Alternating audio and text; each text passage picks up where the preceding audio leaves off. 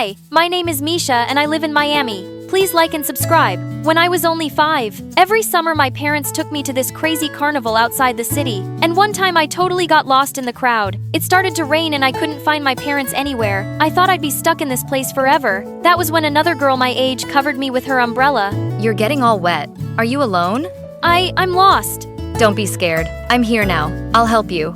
It was love at first sight for me. She was my savior. From that day on, Fiona was always by my side. She could always make me laugh. I loved her so much. The trouble started when we finally got into the same school. We had our first test, a simple spelling bee. I came first and Fiona came second. We were so happy, but Fiona's parents were not. They raged at her in front of everyone. Why didn't you come first? What's wrong with you? I don't want a stupid child. It's not like she failed. Easy for you to say. You're first. You should be like her, Fiona. That broke Fiona's heart. I showered her with love, chocolates, and gossip till she cheered up. But that stopped working the second, third, fourth time I beat her. The pressure on us rose to a breaking point when Fiona's brother went away to a boarding school on a scholarship. He was gone and suddenly Fiona was all alone with her awful parents. She stopped taking my calls and always came to school with puffy eyes like she'd been crying. In 6th grade, when her scores were even lower, Fiona suddenly took a bottle of water and dunked it all over my head. Fiona? I wish you didn't even exist. You don't mean that. Yes, I'd just disappear. From that day, a never-ending rivalry started between Fiona and I. She started messing with me all the time. She knew my locker combination and she threw out my books. She even spilled the beans to everyone about the guy I had a crush on. He came to me at lunch and publicly rejected me. I was flaming mad. I ran up to Fiona's table and said, Fiona peed in bed till she was 11. Just so you all know. Fiona screeched like a monkey and attacked me. I hate you, Misha. One day, she crossed all her limits. I found her in the schoolyard bullying some other girl. I pulled Fiona away from her and screamed, Have you gone crazy? I get that your parents are awful, but stop taking it out on everyone. Stop acting like you're better than me. She pushed me and I twisted my ankle so badly I couldn't help it. I slapped her. We started wrestling on the ground when suddenly someone pulled me off Fiona. I gasped when I saw a tall boy version of Fiona in front of me. It was her brother, Henry. What are you doing here? I thought you left.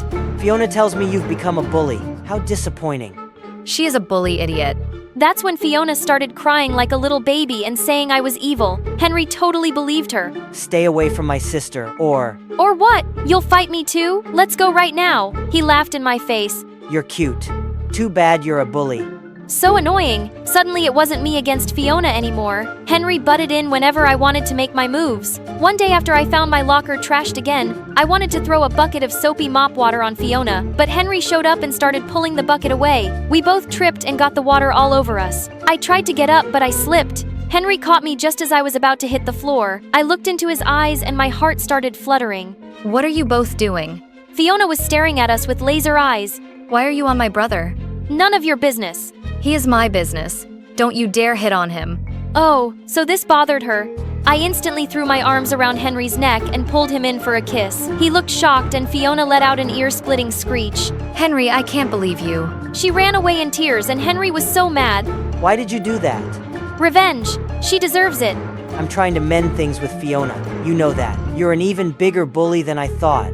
Ask any of the students who the bully is. Go on. He stormed away, and I hated myself for feeling a little guilty after the weekend. On Monday, I was called into the principal's office, and to my surprise, Fiona was also sitting inside. You're in big trouble, Misha. Someone stole the cash from school tips from my office. Fiona tells me it was you. What?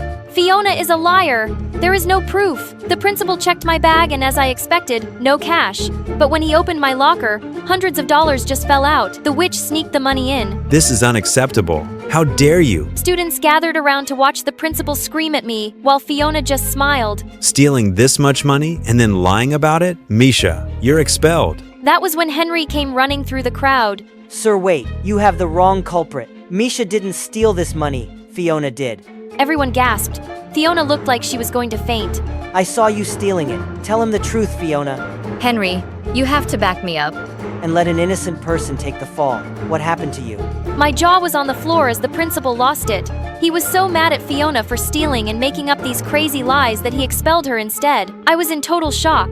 Fiona wasn't going to be here anymore. You've taken everything from me. I never want to see you both ever again. And just like that, my best friend and nemesis was gone. As the news spread, my classmates started congratulating me for defeating the evil witch, but I didn't feel like a hero. A few weeks later, Henry told me Fiona's parents had sent her away to some boarding school, and she'd even changed her phone number. I'm sorry you had to stand up for me. I know how much it's costing you. It's my fault for leaving Fiona with our parents. I'm going to transfer back to my old school. I have nothing left here.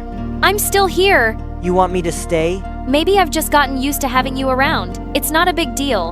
Then why are you blushing? I covered my face with my sweater. I couldn't like Henry. He was Fiona's brother, but I was helpless. He was really quite adorable. He even cracked the funniest jokes like the old Fiona used to. One weekend I saw Henry walking arm in arm with another girl and I froze. He was dating someone. My feet followed them before I could help it. She hugged him and kissed him on the cheek. Henry.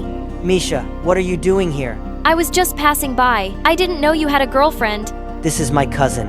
I was such an idiot. I tried to run out of there, but he pulled me back. He waved his cousin off and turned to me. So how jealous were you? On a scale of 1 to 10? 0. I think it was a 9. No way. Okay, then you should stop me before I kiss you. I'm sorry, Henry. I can't do this with Fiona's brother.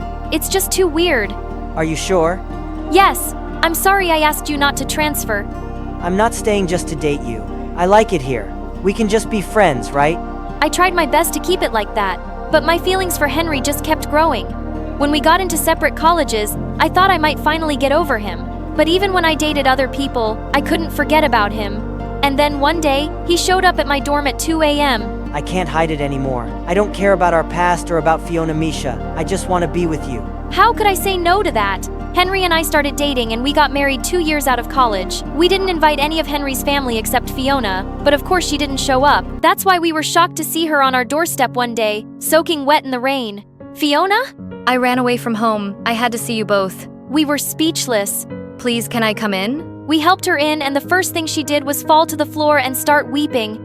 I've been so miserable since the day I lost you both. I moved out after college to get away from our parents, but now I just lost my job. I've been living at the homeless shelter for a week, but I just really wanted to see you. You have no job and no place to live, so that's why you're here. No, I can go back to the shelter. I'm only here to say that I'm so sorry for everything I did. Even if you kick me out right now, I'll be sorry to you. My whole life, Misha. I was so uneasy. Henry and I put our heads together and decided to let her stay with us. If she behaved, Fiona was living with us. She was messy, moody. She's scaring me. She's already got a new job. She'll move out soon. Okay, I promise.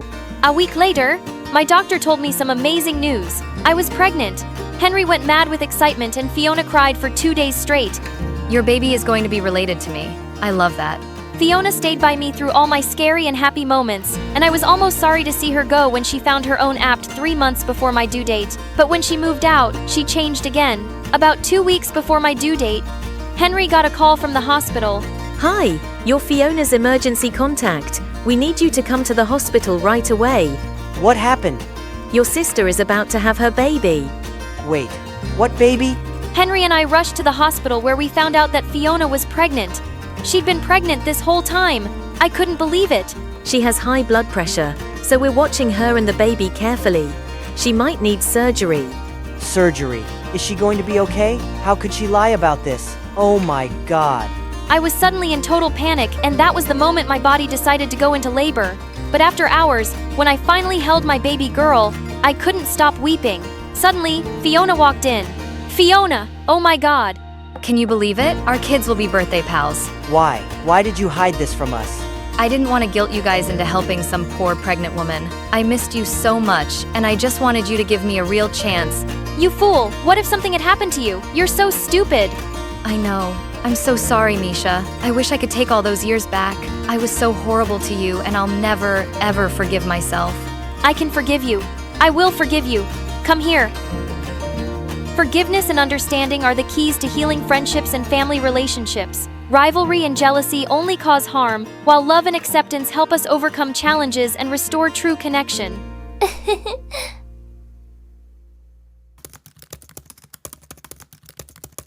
And the winner of the annual district robotics competition is winning for the 3rd time in a row. Mia!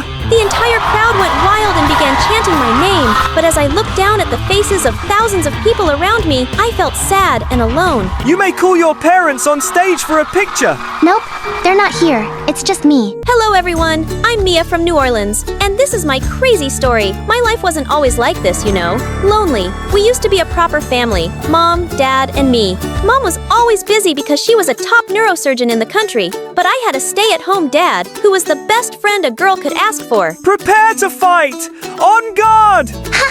You dare challenge me? Mia of Dragon Tower. Prepare to fall. Unfortunately, Mom never had a minute to spare us, no matter how hard I tried to get her attention, and it really bummed me out. Mom, look! We're having a sword fight. Play with us. Mia, I just had a long shift at the hospital. I have no time to play pretend. But it's like that stopped me from trying. One time, I was 8. We went to the pool during the holidays. I was thrilled to finally get to spend time with her. But of course, as soon as we got to the pool, she was on the phone again. Mom! Look how high I can go. Of course, I landed safely in the water and some people near clapped for me. But when I looked over, my parents were having a fight. They didn't even see me. Talk about invisible. After that, I pretty much gave up and I got used to my life. That is, until the night of my 14th birthday. The night everything changed. I came home after spending the day at the mall with some classmates to find my parents screaming at each other. Technically, it wasn't anything new, but that day, it was different. I felt it in my bones. So I stayed in my room and listened as their voices got louder and louder, until suddenly, it stopped. After a short while, my dad came to my room. Mia, my darling, I'm sorry. For what? What do you mean? I am sorry. My dad just walked out of my room, got in his car, and left. And that was the last time I saw him. I cried myself to sleep for weeks, but life had to go on. At first, it was super awkward and weird between Mom and me, but we became comfortable in our silence. At dinner, I watched film while Mom prepped for her next surgery. So how was school? Good? Work?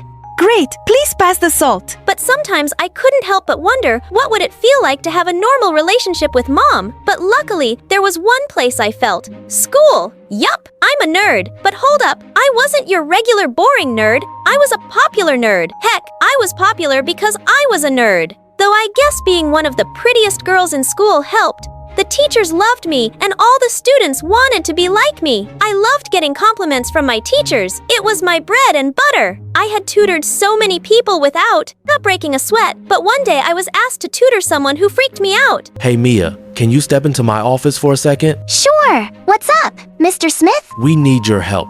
You know Colin over there? He's our star quarterback. And it has come to our notice that he needs to up his grades in chemistry or lose his varsity scholarship, which would be terrible for our school. He's the first to ever get it. What?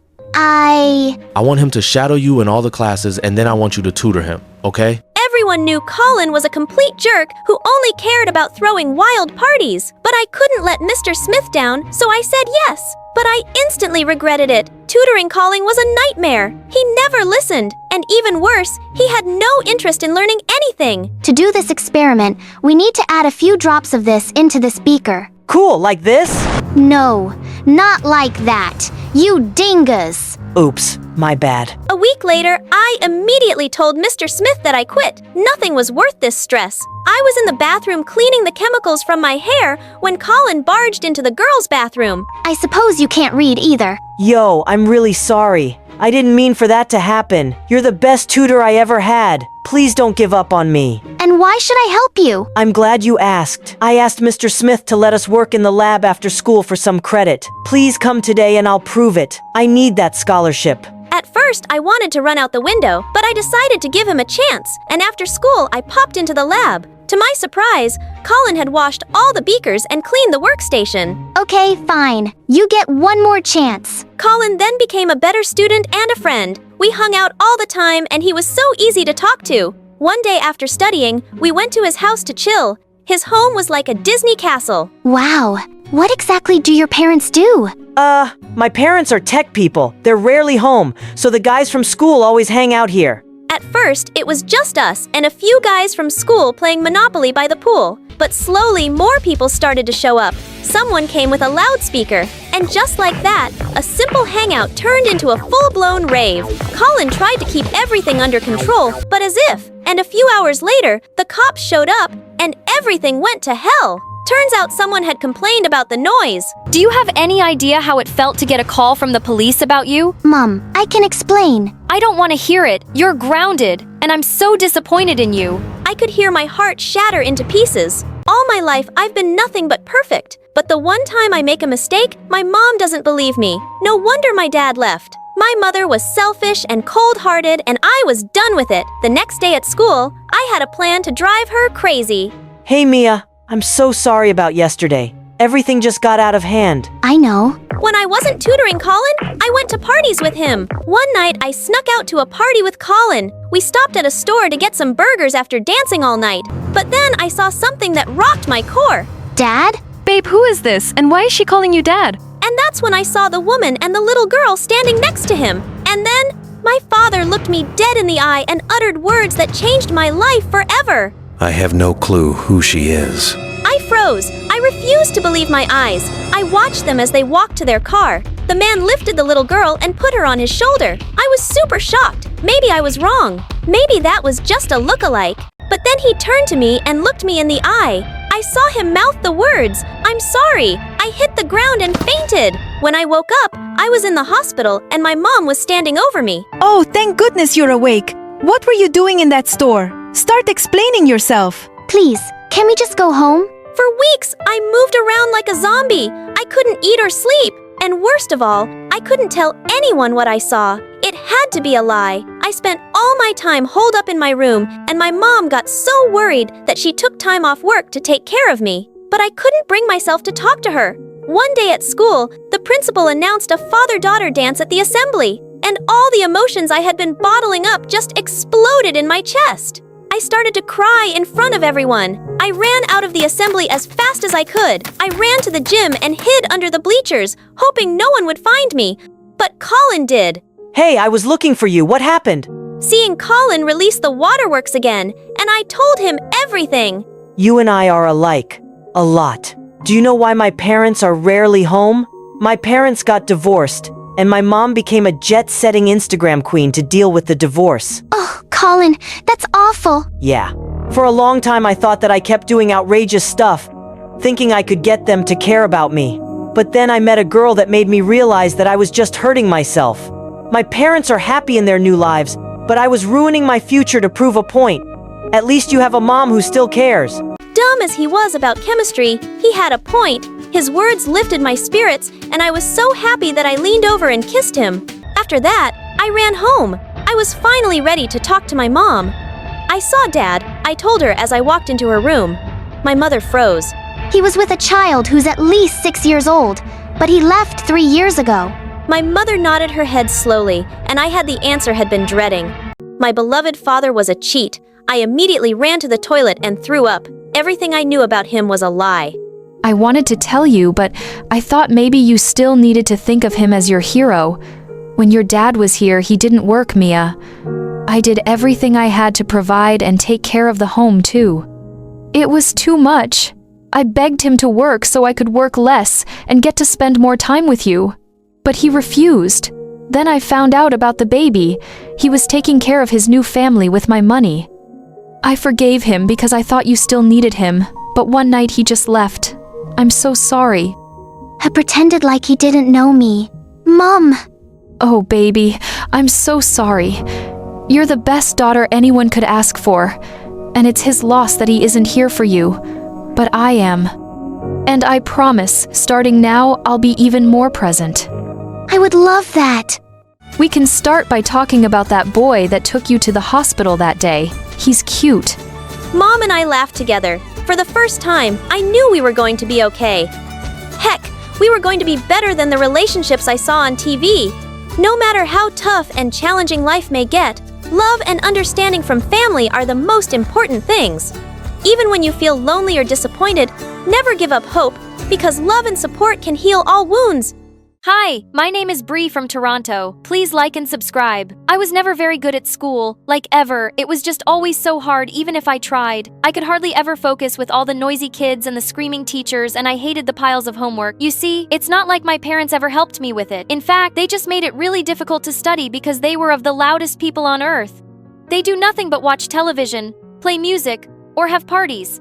I failed first grade, So Mom paid my next teacher $1,000 and free haircuts to pass me. My parents also lied to their friends about me. Bree, oh, she's so smart. Smartest one in her class, in fact, is a good thing. We enrolled her in that private school on the other side of town. They really focus on gifted kids there. It's one of the best schools in the country. Almost guaranteed she gets into college. They lied and lied, but one day the truth came out. I accidentally heard my parents talking. Why can't she be smart like our friends' kids? She's nothing but an embarrassment. No, honey, she's not. She's special. She just needs time. Listen to me very carefully. She's not special. She is dumb. And for the first time in my life, I knew Dad was right. When I got to the 5th grade, I found out it was much harder than every other year before. Sometimes I cry at night because everything feels too hard and I feel so stupid. When I was 12, I started Miss Anderson's class and failed on my first try. I can't believe I'm going to have you in my class again. Start working harder, Bree. Being pretty won't get you anywhere in life. Well, at least that's one nice thing everyone agreed on. I was really pretty, and thanks to Mom's beauty salon, I always looked perfect at school. I could see other girls eyeing me enviously, but they didn't know that I envied them. One day, I was running a little late on the first day of my second time in 5th grade, and Miss Anderson wasn't in the classroom when I walked in. All the kids chanted together, "Good morning, being Miss Anderson." The new dummies thought I was the teacher. "Good morning, class. Today we're going to have some fun with math." I grabbed a marker and started writing on the whiteboard. If a grumpy old woman started teaching math 25 years ago when she was 60 years old, how old is she today? 85. Oh, use your indoor voices, kids. But good job. Now what if... What do you think you're doing? There was Miss Anderson in the doorway, breathing like a dragon. Well, she sent me to the principal's office. Days later, I became friends with Melinda. She's a genius. She could spell all sorts of gigantic words, do math sums in her head, and rattle off the entire periodic table. I became a little obsessed with her. I wanted to find out more about what made her so smart. So of course, I decided to follow her home one day. While she was having lunch downstairs, I snuck into her room to take a peek, and I gasped. I'd never seen so many books in my life. I saw a box of chocolates on her desk, and quickly popped a few into my mouth. Maybe eating these made her smarter. Just then, I turned around in horror to see Melinda and her parents behind me. They thought I was some kind of kidnapper or thief, but they seemed even more weirded out when Melinda told them I was in her class. Yeah, she's super dumb. She probably got lost and thinks this is her house now. Go away, stupid. And I ran off before I got into any trouble. Of course, Melinda never spoke to me again. I finished the 5th grade by some miracle. On my first day of the 6th grade, a boy named Dante showed up to drop off lunch for his little sister. I knew him the moment I saw him. He was one of the smart people I was stalking on Facebook. He was in 10th grade and just so cute. He started walking towards me because I was sitting next to his sister. I wanted to impress a smart guy like him, so I jumped onto the table and started eating a banana. Are you okay? Never better. Do you know that chimpanzees eat 150 pounds of bananas each day? That's a lot of bananas, actually. Are you done with your amount of bananas for the day? Did he just call me a chimpanzee? Which one is yours? Mina, I have only one banana. What? Which one is your brother or sister? Oh, that one. That one's mine. I pointed to some random boy on the playground. That's not your brother, Bree. You don't have one. Bree in my class don't. So, you're a 6th grader? Can someone be this dumb? I know you're like super pretty, but that doesn't mean you just stop using your brain, you know? What a total jerk. His sister grinned from ear to ear and said, "He likes you." Well, I barely finished the 6th grade as well, and when I went to middle school, I finally understood what hell meant. Mean girls were making fun of me all the time for being older and dumb. All they cared about was makeup and fashion. Since I was an expert in makeup and hair, eventually the girls started becoming friends with me, and I really liked being the popular girl, and I almost forgot about me not being smart enough. That is, until one day I accidentally found out that my so-called girlfriends were having a study session with the smartest boys in the class before the exams. When I asked why they never told me about these sessions, one of them said, Bree, you don't need these sessions. It's not like he'll pass the exams. They won't help you with anything. "Neither do you. You just go there to make out with the boys." Yeah, it's amazing to kiss and be kissed while studying, but you will never experience that dummy. I was so angry that I almost lunged at her,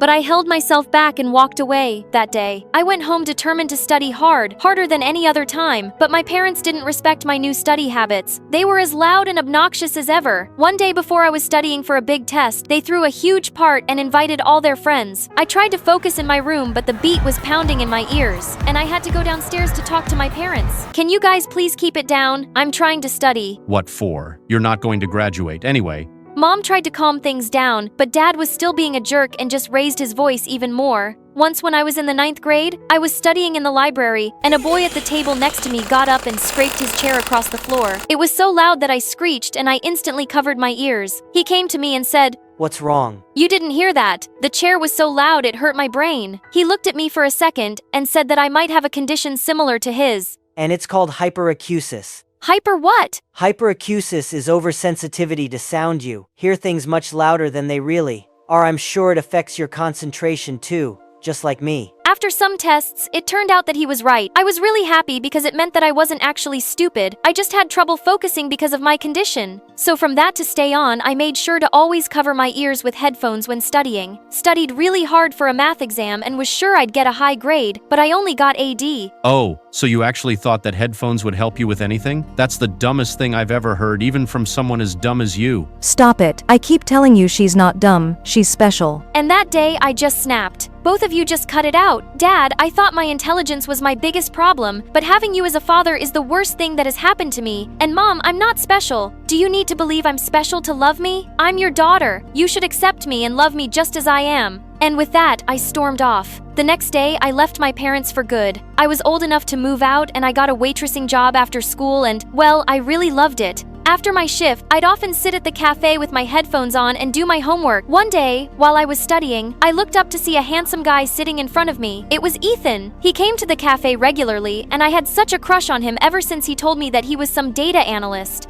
Hey, you didn't hear me with those headphones on, and you look really busy with your chemistry homework. Which grade are you doing? Oh my god, he'd seen what I was working on. This was so embarrassing. I'm almost about to graduate high school, and you must think I'm really dumb now, huh? No, I think it's amazing you're putting yourself through school. The only thing that matters is that you're educating yourself, and there's no time or age limit on it. Also, will you go out with me? Our first date was on Christmas and I wished Ethan Happy Christmas, but he said he was Jewish, so I said, Happy Jewish Ethan. Ethan burst out laughing, thinking I was joking, and I realized what I'd said only after I got home and I cringed so hard. So from that moment on, I kept reading a lot of stuff before meeting him and I kept a notebook with me to write down all his comments so I could mention them again to show him I was smart. A year later, Ethan proposed to me and I said yes. He invited all his smart, intelligent friends to the wedding and it was so intimidating, especially the smart female colleagues. I just started crying while dancing with Ethan in front of everyone, but they all thought it was happy tears. For the next 2 years, we kept trying to get pregnant, but it didn't happen. Ethan told me not to worry about it, but I started feeling even more insecure. Everybody could be a mom. Was I going to fail at this too? To our delight, I got pregnant a few months later and gave birth to a beautiful baby girl, Anna. The minute I saw her face, I knew I would be a good mom, and I was. Once Anna didn't stop crying and I noticed her lips were slightly blue, I immediately knew something was wrong and we had to take her to the hospital. When the doctor checked her, he was impressed.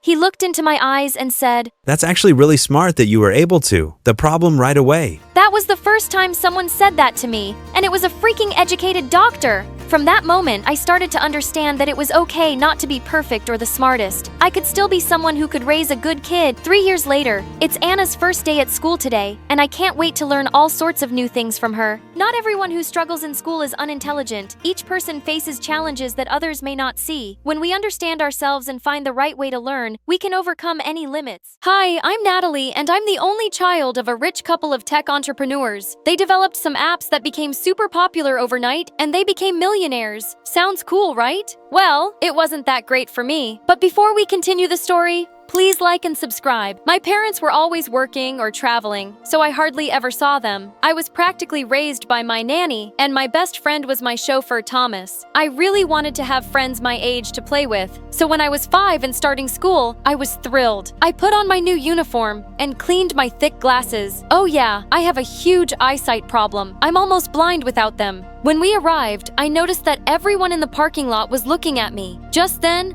I spotted a girl my age standing close by and saw that she was wearing the exact same shoes as me. I walked up to her excitedly and put my foot next to hers. Look, we have the same shoes. We could be best friends. The girl stomped on my foot. Don't think you'll be popular here just because you came in a fancy car? 4 eyes. But I didn't ask and I don't care. Don't talk to me. And with that, she flicked her hair and left, and her minions followed. I soon discovered that her name was Cynthia, and she was in my class. She told everyone I was a loser who'd begged to be her best friend, and I instantly became a laughingstock. For the next few years, I just kept my head down and ate my lunch alone in the janitor's closet. In the 2nd grade, I saw a sign-up sheet on the board for dance auditions.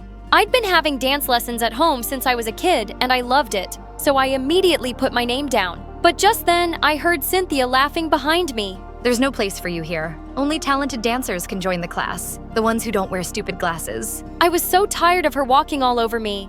I am a talented dancer. You don't get to decide what my place this. With that heavy equipment in front of your eyes, I don't think so. That joke about my glasses is now older than my grandma, and I'm bored. Come up with something better already. Her eyes went wide in surprise, and I walked off feeling proud of myself. Maybe she'd let me be now, but I was so wrong. On the day of the audition, she got to dance first. She wasn't bad, but I was better. But when she finished dancing, all the judges got up and clapped for her. Immediately, a woman in the jury said, That was brilliant. We have the person here for the lead role. Wait, what? I climbed onto the stage immediately. Excuse me, ma'am, but she was only the first dancer. You haven't even seen the rest yet. The woman looked at me with disgust. I can tell simply by looking at someone if they're talented and you are not. Someone take her away, please. Next. That was so unfair. After the audition, I saw Cynthia hugging that woman and calling her mom. Now it made sense why the judge was so nasty. Well, I couldn't even do the one thing I loved, and Cynthia still kept making my life miserable. Over the next few years, she spread a rumor that I had a contagious eye disease, and anyone who hung out with me would go blind, and everyone actually believed her. Another time, I'd taken my glasses off during an exam to clean them, and I didn't notice her slipping a cheat sheet on my desk. I nearly got suspended. I spent most of my time denying all these stupid rumors, and it was exhausting. One day in 7th grade, as I was walking down the corridor, Cynthia pushed me and my glasses fell off. What the hell are you doing? Move it, Professor Four Eyes. That was it! I attacked her blurry figure, knocking her to the ground. We were wrestling, pulling and pulling each other's hair when a teacher intervened, and we both ended up in the principal's office. Cynthia looked totally chilled out, and her mom landed 2 minutes later to defend her. Oh, I know this child. She's a troublemaker. Her mom was on the school board, and the principal seemed to believe her instantly. Where are your parents? Your father said he'd be here right away. Before I could answer, Thomas opened the door. Oh, that's not her father. That's her chauffeur. Clearly, she's not on her parents' priority list. They sent the chauffeur to deal with her. I blinked away my tears furiously and ran off to the empty school auditorium, one of my usual hiding spots. I put on my headphones and started dancing in the dark. It was the only thing that kept me sane. When I finished, I heard someone clapping. As I looked towards the audience, I saw a boy sitting in the dark. It was Clayton. Clayton was popular and hot, and every girl in school wanted to date him, including Cynthia, and that was reason enough for me to stay away from him. What do you want?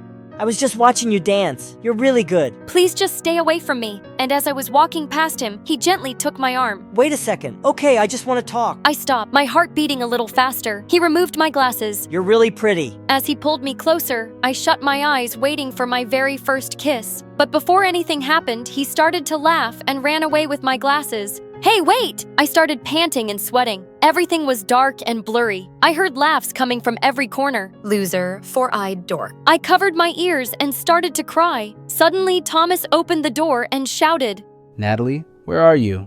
Oh, here comes the superhero to the rescue. Or should we say super chauffeur? Cynthia and her tribe skipped out laughing as Thomas took my hand and then drove me home. I didn't go to school for a few days and stayed in bed, but the more I thought about it, the angrier I felt. I was alone and my parents weren't going to come bail me out. I had to stand up for myself. It was the only way to deal with these bullies. But when I went back to school, suddenly everyone and everything had changed. Cynthia ran towards me and hugged me like a best friend. My Nat, we were so worried about you. Yes. Where have you been? We missed you. Even Clayton was there smiling at me. What on earth was happening? What are you up to? Don't touch me. And then I heard a voice behind me. It was my mom. Natalie, what are you doing? What am I doing? What are you doing here?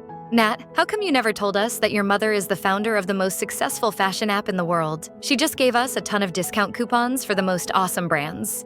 And why did I need to tell you that I don't even use it? You're hilarious, Nat. That's why we're best friends. No, we're not. You're a psycho. Natalie, you're being so rude. I didn't teach you those manners. You're right. You didn't teach me any manners. You didn't teach me anything. So go back to making your apps, Mom, and take these psychos with you. Well, maybe having a famous mom would finally help get Cynthia off my back, but that was wishful thinking. Because from that day on, I not only had to deal with her at school, but also in my own home. Since Cynthia had convinced my mother that we were best friends, Mom had a brilliant idea of inviting her home every day and to come with me in the limo.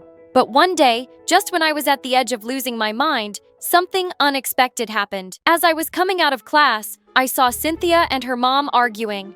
You need to train for nationals, Cynthia. You seem really distracted. Don't worry, Mom. I'm practicing at the studio every day. I know how important the competition is. Okay, just checking. You have to win every competition to get a university scholarship. Your stupid father has left me with no money, and you have to go to Juilliard. It's important for my reputation. I know, Mom. I realized Cynthia had been lying to her mom about going for practice because she was always at my place. Now is my chance to get rid of her once and for all. That afternoon, when Cynthia was at my place as usual, I stole her cell phone, took her mom's number, and called her, acting as a secretary from the dance studio.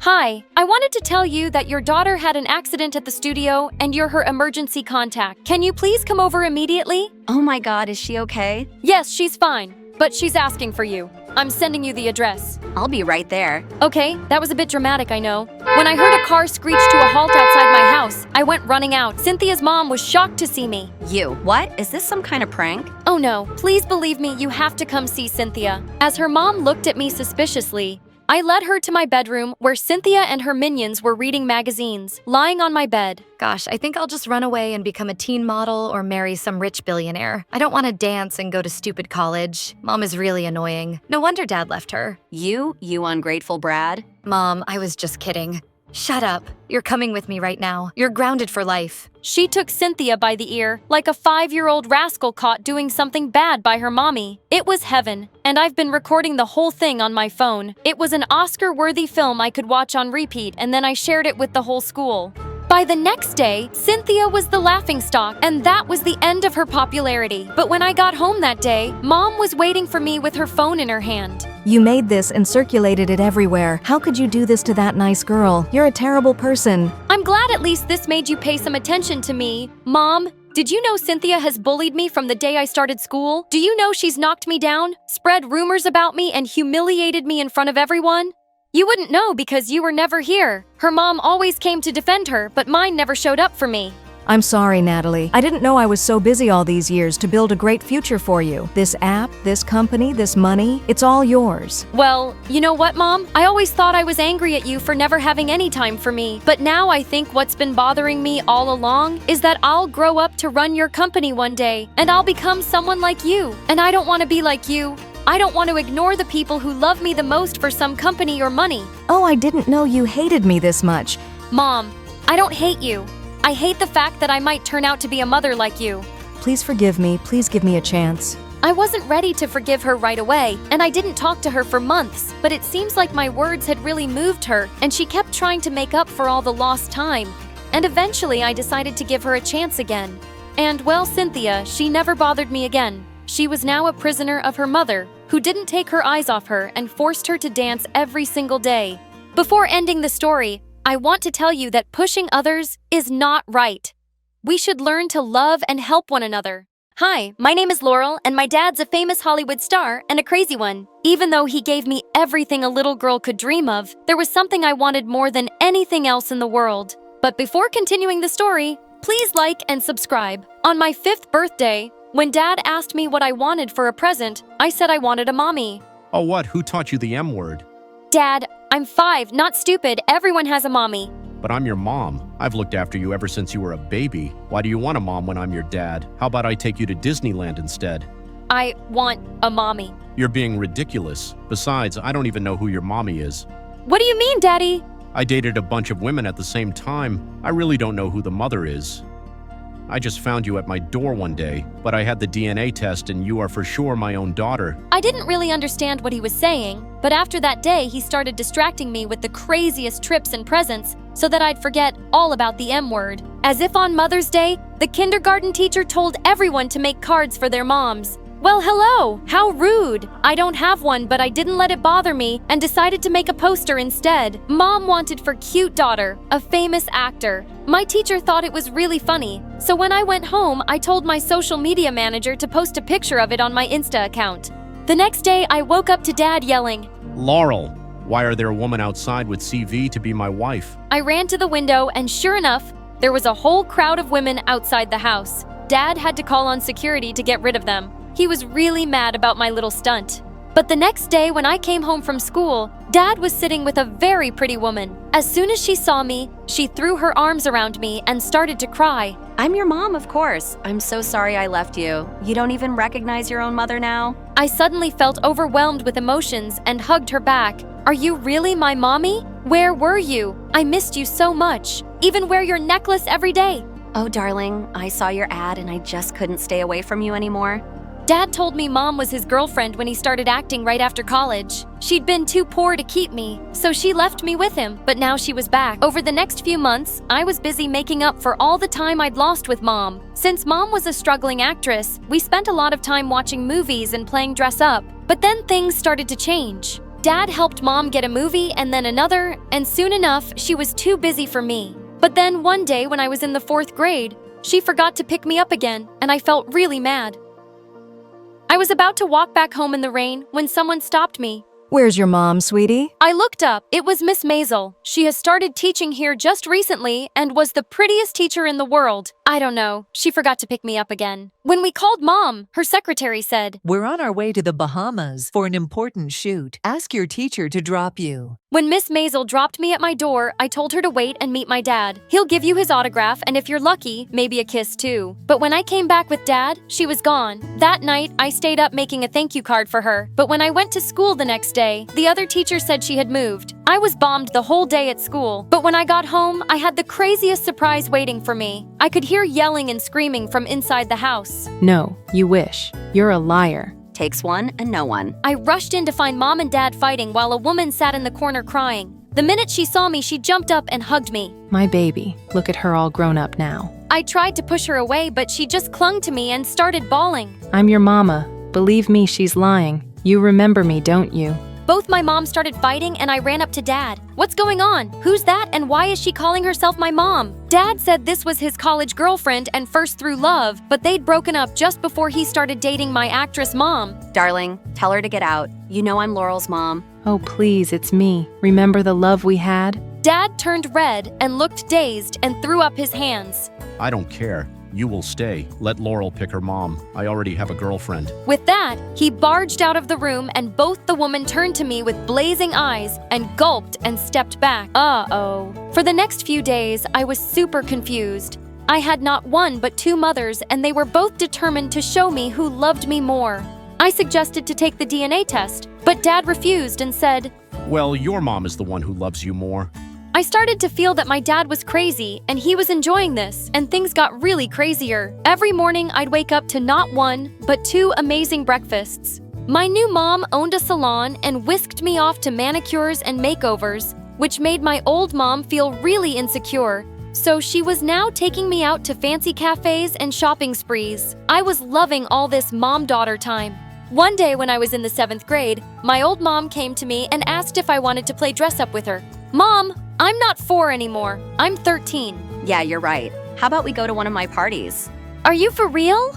Yes. Absolutely not. My daughter is not going to go to some adult party. What? No, I'm going with my mom. I am your mom. No, you're not. I am. Before I knew it, they were at each other's throats again. Gosh, will you two just stop? I'm getting really tired of this. I stormed off to my room and slammed the door. But on my very first day of high school, I saw someone I thought I'd never see again. Miss Maisel. I ran up to her, almost afraid she'd have forgotten me. But the minute she saw me, she hugged me tight. He just laughed. I thought I'd never see you again. Well, I'm back, and now you'll see me every day because I'm your principal. I don't know who says high school sucks, but mine had just started out pretty great. I was friends with the principal already. Everybody in class seemed to be really friendly too, especially the boys. By the end of the day, I've been asked out by the captain of the swim team, Brad, and I wasn't complaining. I started spending a lot of my free time with Miss Maisel in her office, and she would sometimes help me with schoolwork. She was rather appalled when she saw just how bad my grades were. Don't your mom and dad say anything? No, my mom's and dad says I don't need to study a word. We'll see about that. Missy, you need to work harder and spend less time with that Brad. Who is she? My mom?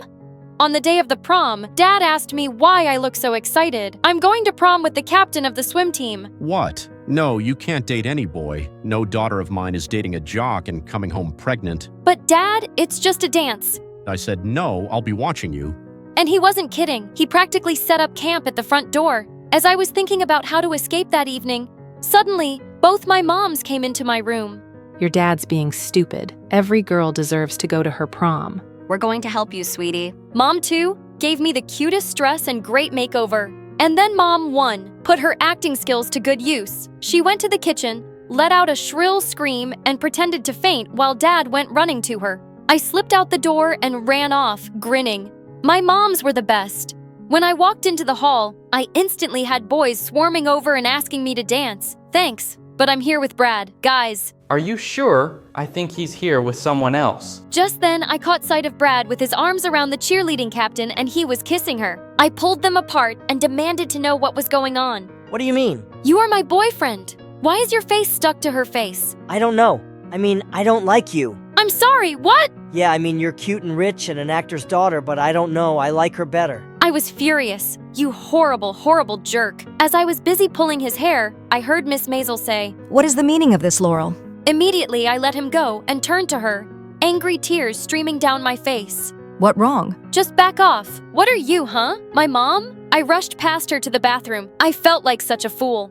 A minute later, Miss Maisel joined me. I looked at her and burst into tears as I told her everything. She told me I could do so much better than a dumb jock like Brad. Pretty boys can be a pain, really. Look for people who are kind.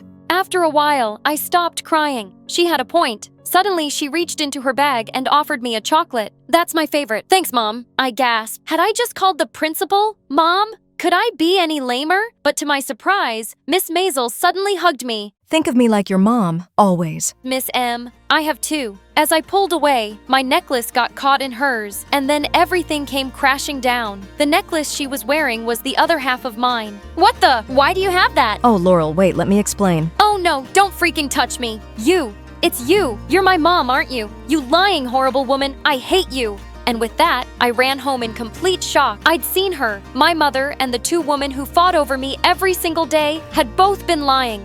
As soon as I got home, I barged into Dad's room. They are lying. They're both liars and gold diggers, Dad. I saw her, my mother. She has the other half of my necklace. I told him everything and both moms looked like they'd passed out. Dad looked furious. I knew one of you was lying. That's why I let you stay in my house, but you were both lying.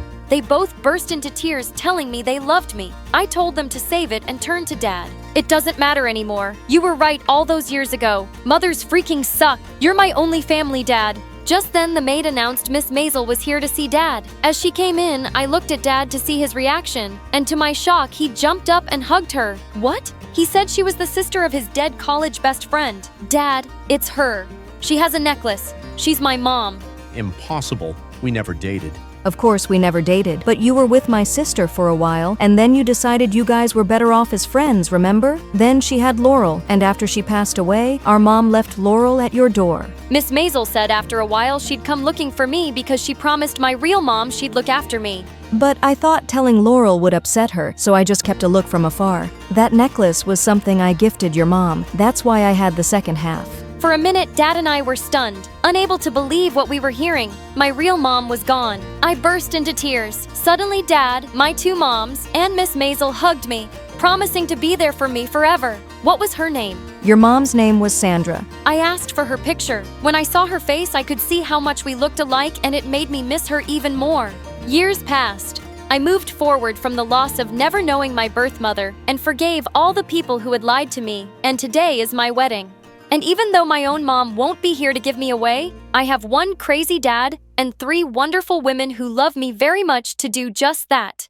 Before we end the conversation, I want to remind you that going outside without permission is not good, and it's very dangerous to go out alone. Personal safety comes first. Hi, I'm Joy from Chicago. Please like and subscribe. My parents always loved to call me a unique child. When I was little, I was always making toy buildings out of random stuff. Seashells, bottles, cereal boxes, anything I could get my hands on. I was also kind of shy and found it more fun to help out with chores at home than play with other kids. One day, Mom was teaching me how to make pancakes when she suddenly stopped and stared at me. Sweetie, what's the matter? Am I going too fast for you? No, Mommy. Everything's fine. But you keep blinking a lot, like there's something wrong. I hadn't even realized it. So Mom took me to a doctor, and I got diagnosed with an excessive blinking condition. It was nothing serious, But in school, kids started making fun of me for it, and I'd mostly just stay away from them and sit alone.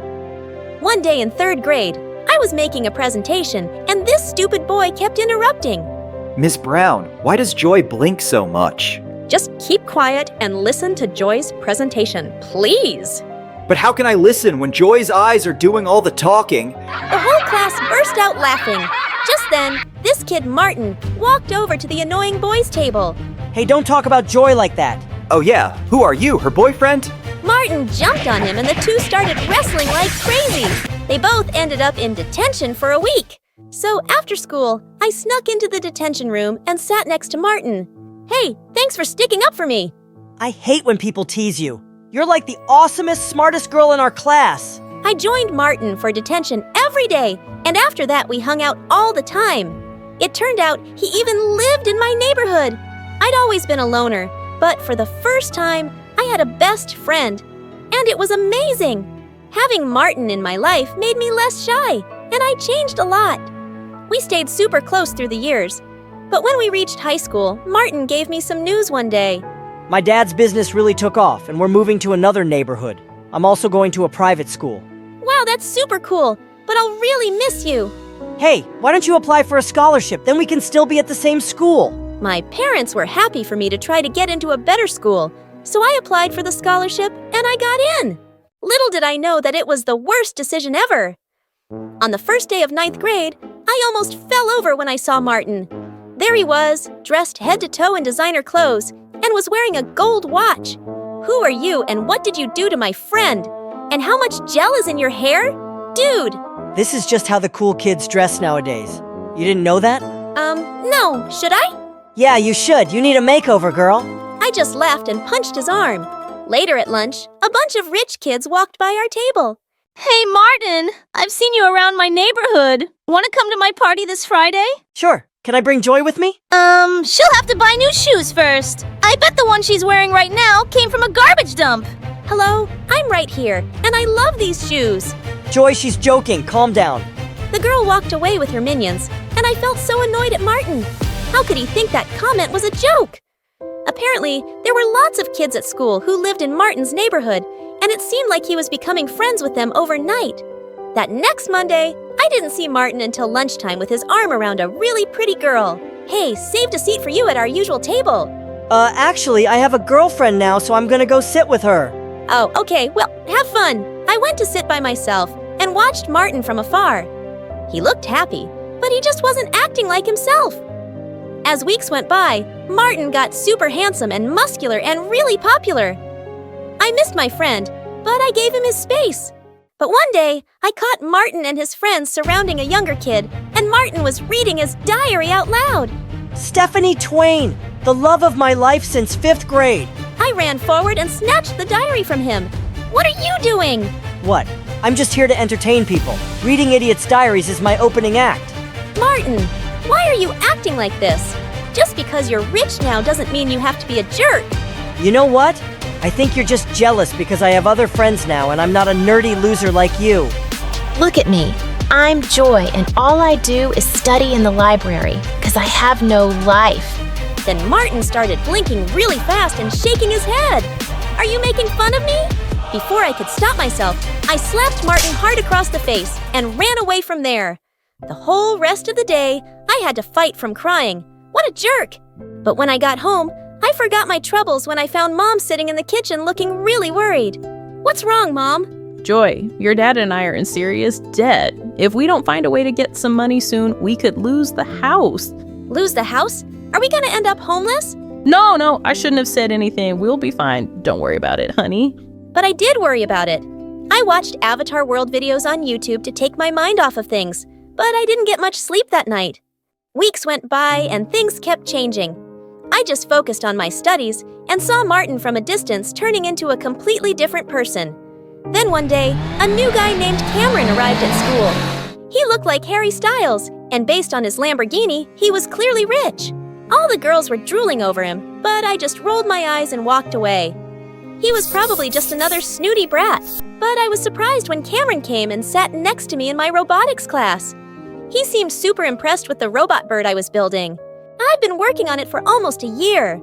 Are you like a genius? You can tell me the truth. You don't have to be modest. Ha ha ha ha. I laughed and ended up sitting with Cameron for lunch. And he never once made fun of my blinking or even asked about it. We were having a great time until Martin walked over. Dude, what's a guy like you doing with someone like Joy?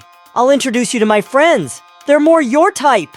Martin, why are you such a... Sure, I'll come and say hi right now. Cameron leaned over to me and whispered, Trust me, you just sit back and enjoy the show. I wondered what he was up to as he walked over to Martin's friends. And when Martin introduced his girlfriend, Cameron suddenly took her hand and kissed it. I'm heading to a yacht party tonight. I'll offer you $500 to be my date. His girlfriend instantly pushed Martin away and armed through Cameron's. You got yourself a deal, cutie! Wait, what the heck? I thought you really liked me. Cameron pulled away from Martin's girlfriend. Your friends really are something. I just wanted to show you that. And I don't like hanging out with fake people. Don't ever come near me or Joy again, okay? Cameron walked back to me, and I saw Martin's face had turned really red as he stormed off furiously. I hoped he'd had some sense knocked into him. Later that week, I got some amazing news. My teachers wanted to enter my robot bird into a huge science fair with a big cash prize. If I won, I could help my parents out. Your hard work is finally gonna pay off, Joy. I wish I were as talented. Wait, what if you enter the science fair with me? You can help me with the finishing motion. Are you serious? You're the coolest girl ever. Cameron and I worked hard on it all month. The night of the fair, I reached the venue before Cameron, who was bringing the project. But hours passed and he just didn't show up. I called and texted frantically, but he wouldn't answer his phone. I was called to the stage empty-handed. The judges couldn't wait any longer. I was disqualified. But just as I was leaving the venue, Cameron showed up. Oh my God! Where were you? How could you let me down like that? Joy, I'm so sorry. When I left the school with the project, all my tires were flat. 10 minutes later, I couldn't even call you because my phone wasn't in my bag. I don't know who stole it or slashed my tires, but I can make a guess. Martin! I was burning with rage the next day when I saw Martin in school. I walked up to him and grabbed his collar. You heartless jerk. You did that to Cameron, didn't you? Hey, back off. And yeah, I did, haha. But why are you so worked up? So your lover boy had to wait on the road for a while. Big deal. It's not just about him, Martin. I missed the science fair because of what you did. You know, I've been working on that project for a year. Doesn't that mean anything to you? For a second, he looked taken aback, but then he just shrugged. How was I supposed to know all that? Anyway, I did you a favor. You've been a nerdy loser since I met you. It's time you found a new hobby, Blinky. I sprung forward and pushed Martin to the ground. I'm just through with you. I used to think you'd be the last person to ever hurt me, but I don't even recognize you now. You're just a big jerk bully. I turned around and fled from there. At that moment, I hated him so much. A few days later, I was studying at the library for exams and realized it was really late. As I walked out of the building, I heard laughter coming from the back alley. I went over to see what was going on and nearly fell backwards. Martin and his friends were spray painting the principal's brand new car. Are you crazy? What are you doing? Ugh, what are you doing here, Joy? Martin, just please stop this. You could get in so much trouble. As if you care. Just keep walking and pretend you never saw this. I had no choice but to leave, but seeing him this way was so frustrating. The next day when I went to school, all everyone was talking about was how the principal's car was wrecked, and he was raging mad. But in the third period, I was shocked when I was called to the principal's office. I saw on the CCTV footage that you were on the premises last night when my car was destroyed. But sir, I had nothing to do with it, I swear. Oh, I know that. But I think you saw who did it. I just stared back at him and then spoke. It was really dark. I wouldn't be able to tell you who it was for sure. Joy, you're here at this school on a scholarship. If I don't have a name by Monday, you'll lose it for next year. I suggest you be smart and think about your future. I walked out of the principal's office in shock. Just then, Cameron caught up with me. Joy, what's going on? Why were you called to the principal's office? I told him everything that had happened. You can't just throw away your scholarship like that. You have to turn Martin in. How can you even suggest that? He used to be my best friend, and I'm not a snitch. He's not your best friend anymore. He's a jerk, and he deserves this. If he was a nice guy once, he's changed, Joy. But I didn't change. I just can't do this, Cameron. I won't do this. I'll go to another school. It won't be as great as this one, but I'll be okay. Tears stung my eyes. I thought about the colleges and opportunities I'd never have now. But I was doing the right thing. That Monday, I went to the principal's office with a heavy heart, ready to lose my scholarship, but he told me the most shocking news. Martin had come to his office and confessed to destroying his car. So what's going to happen to him now? He's already expelled, of course. I couldn't believe it. Why did he suddenly confess? And he even took the fall for his friends. I found the other two brats who were with him that night, snickering in the hallway, and I asked them. We don't know why that loser did it. We'd all gotten away with it. It wasn't his idea. He just does whatever we tell him to, always trying so hard to be one of us. I've known Martin for years, and trust me, he's 10 times better than all of you. I shut them aside and left. I was totally off the hook. But Martin was gone for good. My head was spinning. But when I got home that day, I found my parents in the living room with huge smiles. Joy, we have the most wonderful news. We're not in debt anymore. Are you kidding? That's amazing. But how? Some anonymous donor paid off all the money we owe for the house. We have no idea who did it. It was probably Cameron. He's an amazing friend. I just know it was him. I rushed to my phone to call Cameron and thank him. But suddenly, I realized Cameron didn't know my landlord or anything about my house. There was only one person outside my family who did. The next morning, I took a bus to Martin's new place and knocked on his door. Hey, I have a weird question. Did you pay off our mortgage? Yeah, I did. But hey, don't worry about it. Our moms ran into each other, and your mom told my mom everything. I told my parents I'd help them out at work every weekend if they paid your loan. Martin, I don't understand. I thought you hated me now. Why would I hate you? Cameron told me what you did for me. After how horrible I've been. You were gonna give up your scholarship and ruin your future for me. I guess I'm not really surprised, because that's just who you are. The best friend one could ask for. I couldn't let you do that though. I got expelled, 'cause I deserved it. And I'm really sorry about everything. I was so touched to see Martin's teary eyes. Hey, don't make me cry, bro. It's okay. And thank you for apologizing. I'm just glad to see my old friend back. Me too, and for the record, Cameron's a really good guy. You have my blessing to be with him. Yeah, I didn't ask for your blessing, but thanks anyway.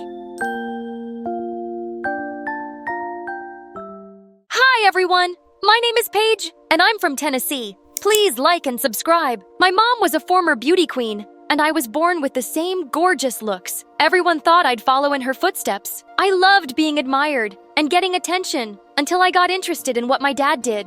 He was an important politician who worked very closely with the president, and growing up, I wanted to be more like him. But Mom was more keen on teaching me how to put on makeup and walk in heels. I was only 8 when she started taking me for modeling classes. The instructors tried teaching me how to catwalk and pose in front of the camera, but I would deliberately strike the dumbest poses, and they'd all give up. Why do you do this every time, Paige? Because I don't want to be a model, Mom. I'd always run away from her and go and seek comfort in Dad. He'd tell me some awesome stories about work, and I'd have the best time. But eventually, Dad started climbing up powerful positions in government and got really busy, and I'd hardly get to see him. One day in 5th grade, I was decorating my house for Easter, when suddenly, I saw that half of my decorations were gone. I looked around and spotted a boy my age running away with all my decorative eggs. Hey, stop right there! I jumped onto him and pinned him to the floor. Who are you and why are you stealing my stuff? I wasn't stealing, I swear. I'm your neighbor and I was just trying to prank you. So you're a liar and a thief! That house has been empty for ages. Yeah, but we just moved in, Dumbo. But I just pulled his hair harder when his parents came running and saved him. And it turns out they indeed had moved into the house next to mine. And that boy Carson was even gonna go to the same school as me. From the very first day, he was super popular, 'cause he was cute and all the girls were buzzing around him like he was some queen bee. But since I already knew him, I wanted him to be my friend first.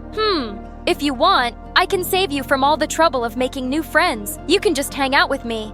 And why would I want to do that? I held him by the collar and pulled him with me. This is my secret hideout at school, and I'm sharing it with you. So now we're friends, and you're not letting any of those girls near you. Got it? Gosh, you're really bossy. This place is cool, so sure, it's a deal.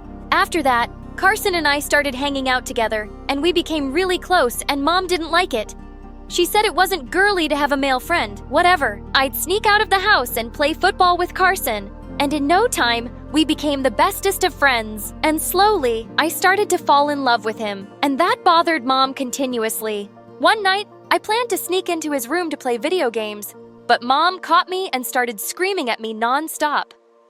Just let her be, honey. Let her do what she likes. Oh, Dad, you're back. Dad was rarely home. But whenever he'd be back, he'd let me do what I wanted. And I thought he was the perfect parent, unlike Mom, who always tried to boss me around. Then a few days later, I was turning 16, and I decided to tell Carson how I felt about him. But when I reached school, I saw him talking to a new girl. After she walked away, Carson turned to me and gave me the shock of my life. She's gonna be the mother of my future kids. You're what? You heard it, Paige, and you're my brother. You're gonna help me get her, right? What are you, nuts? How can you even think that? Ah, shoot. I'm so stupid. I completely forgot you're not that much into girly stuff yourself, so I don't think you'll be that much help to me. I'll just have to win her all on my own. Saying that he just left me there and I felt crushed. I cried my heart out in our secret spot. But then suddenly I saw a girl passing from a distance and all the boys were going crazy over her. Her name was Lola and she was an ace student. 2 weeks after joining school, she even became the cheerleading captain. I felt jealous and planned to annoy her as much as possible. I kept trying to make her look bad in front of Carson and kept failing. Did you see her today? Who wears full purple to school? She looked like a plum. I know, right? She looked so cute. You know, she must change boyfriends every day, given she has so many boys after her. You're just gonna get your heart broken if you chase her. Ah, come on. You know I'm the most handsome guy at school and she's the only one who'll look good next to me. When this didn't work, I began pranking her in the classroom so she'd lose her temper, but instead, she behaved so nicely and let it all go in good humor. One time, as she was walking inside the school, I even made a small puppy pee on her Jimmy Choos, but she just picked it up and started playing with it. God, she was an angel. It was really hard to hate her, so I decided to try something else. Pretend to be her friend. Gosh, you're so pretty and nice. I wish I could. Hey, I'm gonna stop you right there. I'm sorry, but I'm just not into girls. But I have a friend who lives in New York, and she would totally dig you. What? No, I'm not into girls either. Why would you think that? 'Cause you keep following me around all the time. I don't want to be rude, especially since your mom is amazing. What? How do you know her? Well, everyone knows about her. She was a super famous model in her time, but she gave up her career for her family. She sounds like an amazing mom. Well, I never thought of it that way. But as we continued talking, I realized Lola was a very nice person. We often hung out together, but instead of faking it, I started to become a real friend to her. And Carson thought I was doing it all for him. You're amazing, Paige. I can't believe you arranged a date for us. For the last time, I didn't invite you. It's supposed to be just me and Lola. Go away. Even though I'd have so much fun with Lola, I hated Carson trying to hit on her all the time. But he'd invite himself to all the places we'd go. Soon, it was Lola's birthday, and she'd invited both me and Carson to her place. But when I reached there, I was shocked to see my dad. Dad, what are you doing here? Paige, what? What are you doing here? Your dad. I didn't know he was your dad. Turns out Dad and Lola's mom were high school BFFs. And later, Lola told me my dad and her mom hung out together often. And he even helped Lola with her projects and stuff. And that made me feel really weird, given I barely saw Dad at home these days. But Dad brushed off all my doubts on her way home when he told me he was inviting Lola and her mom for a picnic to introduce them to Mom. The next day, everyone joined us on the picnic, including Carson. But the entire time, I could see Mom getting a bit jealous, seeing Dad and Lola's mom talking and laughing at a distance, and so was I. But then suddenly, Mom lost consciousness and fell to the ground. Mom, are you okay? I was devastated as we rushed Mom to the hospital, and the worst thing happened when she woke up. Who are you? Mom, what are you saying? It's me. The doctor came in and told us that she had amnesia, and this just broke my heart. The entire way home, Mom looked at us like she was going back home with strangers. We showed her all the family albums, but nothing triggered her memory. Lola kept calling and texting me to ask about Mom while I took some days off from school, but I didn't reply. It annoyed me that Dad and her mom were suddenly best friends, and somehow I just wanted to avoid her. One day, While Mom sat in the garden alone, I went and joined her. Mom, how are you feeling now? I'm feeling better, but I'm sorry, I still don't remember much. You don't have to apologize about anything. And then she asked me tons of questions. And I was happy to relive all those memories with her. So, do you have a boyfriend? I kinda have someone I like, but he doesn't see me as girlfriend material. What? What do you mean? You're my daughter, and there's no way you can go unnoticed by any guy. She pulled me into her room and gave me a makeover. And this time, I didn't say anything. 'Cause I wanted to spend all the time with her and let her love me the way she wanted. The next day, when I reached school, everyone's jaw dropped. And by lunchtime, my phone and locker were full of love messages. Whoa, you look like a whole new person, Paige. I didn't know you were. A girl. No, that's not what I meant. Cut it, Carson! I'm still the same person on the inside. You know, the one you don't like is anything more than a friend, and never will. Paige, I like you the most. You've been my favorite person ever since childhood, and I was a fool to chase Lola, but then slowly I realized I was losing you, and I don't want that. I want to be with you. You're just telling me this because I look pretty now. No. Trust me, Paige. You're the one I love, even when you're in shorts and sneakers playing football. I wanted to tell you my true feelings earlier, but you were so upset with everything going on with your mom. Listening to those words, I felt good, but something in my heart felt uneasy. So I walked away, but Carson would stop at nothing to convince me of his feelings. He'd walk back home with me every day and spend time with me and Mom. And slowly, over a couple of months, Mom's memories started to get better. She could recognize both me and Dad, and I was really happy about it. But then one day, something bizarre happened. I got home and saw Mom was crying her eyes out, and Dad and Lola's mom were also there. Mom, what's wrong? And then she told me how she found Dad making out with Lola's mom on our couch. What? Dad? Okay, yeah. And what's wrong with that? I don't think there's anything to cry about. I love Lily and she loves me. And with your mom being so sick and all, I can't handle the pressure of my work. And the elections are coming up. I want a partner who can support me. I couldn't believe my ears. This wasn't the same person who I'd thought of as my idol all my life. You're the worst. All this time, when Mom needed you the most, you've been cheating on her. Probably even from before that. Both of you, please get out. The two of them left, and I hugged Mom tight. Later that night, Lola called me, but I didn't pick up. She approached me in school the next day, but I started walking in the other direction. Wait, please, just a minute. Can't you take a hint? Lola, I don't want to hear anything you have to say. Go home and enjoy time with my dad and be a perfect family. Just stay away from me. I'd spent most of my time with Mom to comfort her, and we grew closer than ever before. Even if she hadn't always been the perfect parent, she'd always been there. A few weeks later, I came home after doing some grocery shopping when I found Lola kissing Carson in my backyard. What the heck? The apple doesn't fall far from the tree, does it? You're just like your mom. No, Paige. I was here to warn you about this jerk, but then he just grabbed me. What? She's lying. Lola said she'd rejected Carson the same day Mom fainted at the picnic. I thought it was weird that Carson asked you out right after asking me, but I didn't say anything. But then he kept texting me and told me he was with you just to make me realize my true feelings for him. But do you know what my true feelings are for you, Carson? You're a jerk, and I hate you. What a liar. She jumped onto me and tried to kiss me. Trust me, Paige.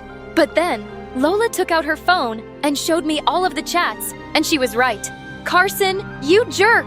I can't believe I trusted someone like you and never realized what kind of person you are. Get out of my house! I pushed Carson so hard he fell on his butt and then angrily left. Paige, I'm sorry. I know what my mom did was wrong, but I had no idea about anything going on between them. Even I hate them both for what they did. You don't have to be sorry about anything, Lola. I know it wasn't your fault, but I took my anger out on you. Then please, let's get back to being friends again. I'm moving out of my mom's place for college next year anyway. What our parents did doesn't have to ruin what we have. I don't want to lose a friend like you, Paige. I don't want to lose you either, Lola. Hi, my name is Stella. And I'm Alice. We're identical twins from Ohio. Please like and subscribe.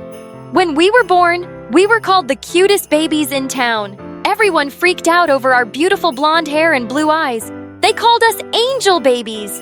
Mom signed us up to be baby models, and we were super popular.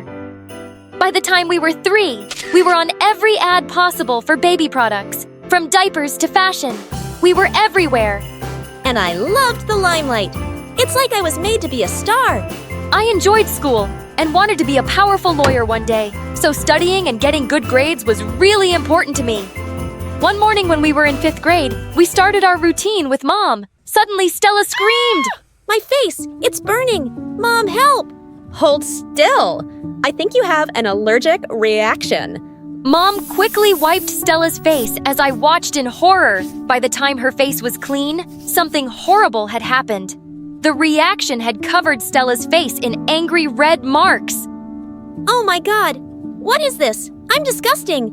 No, Stella! It's gonna be fine! We'll get you fixed up in no time, I promise. Later, at the hospital, the doctors gave us some bad news.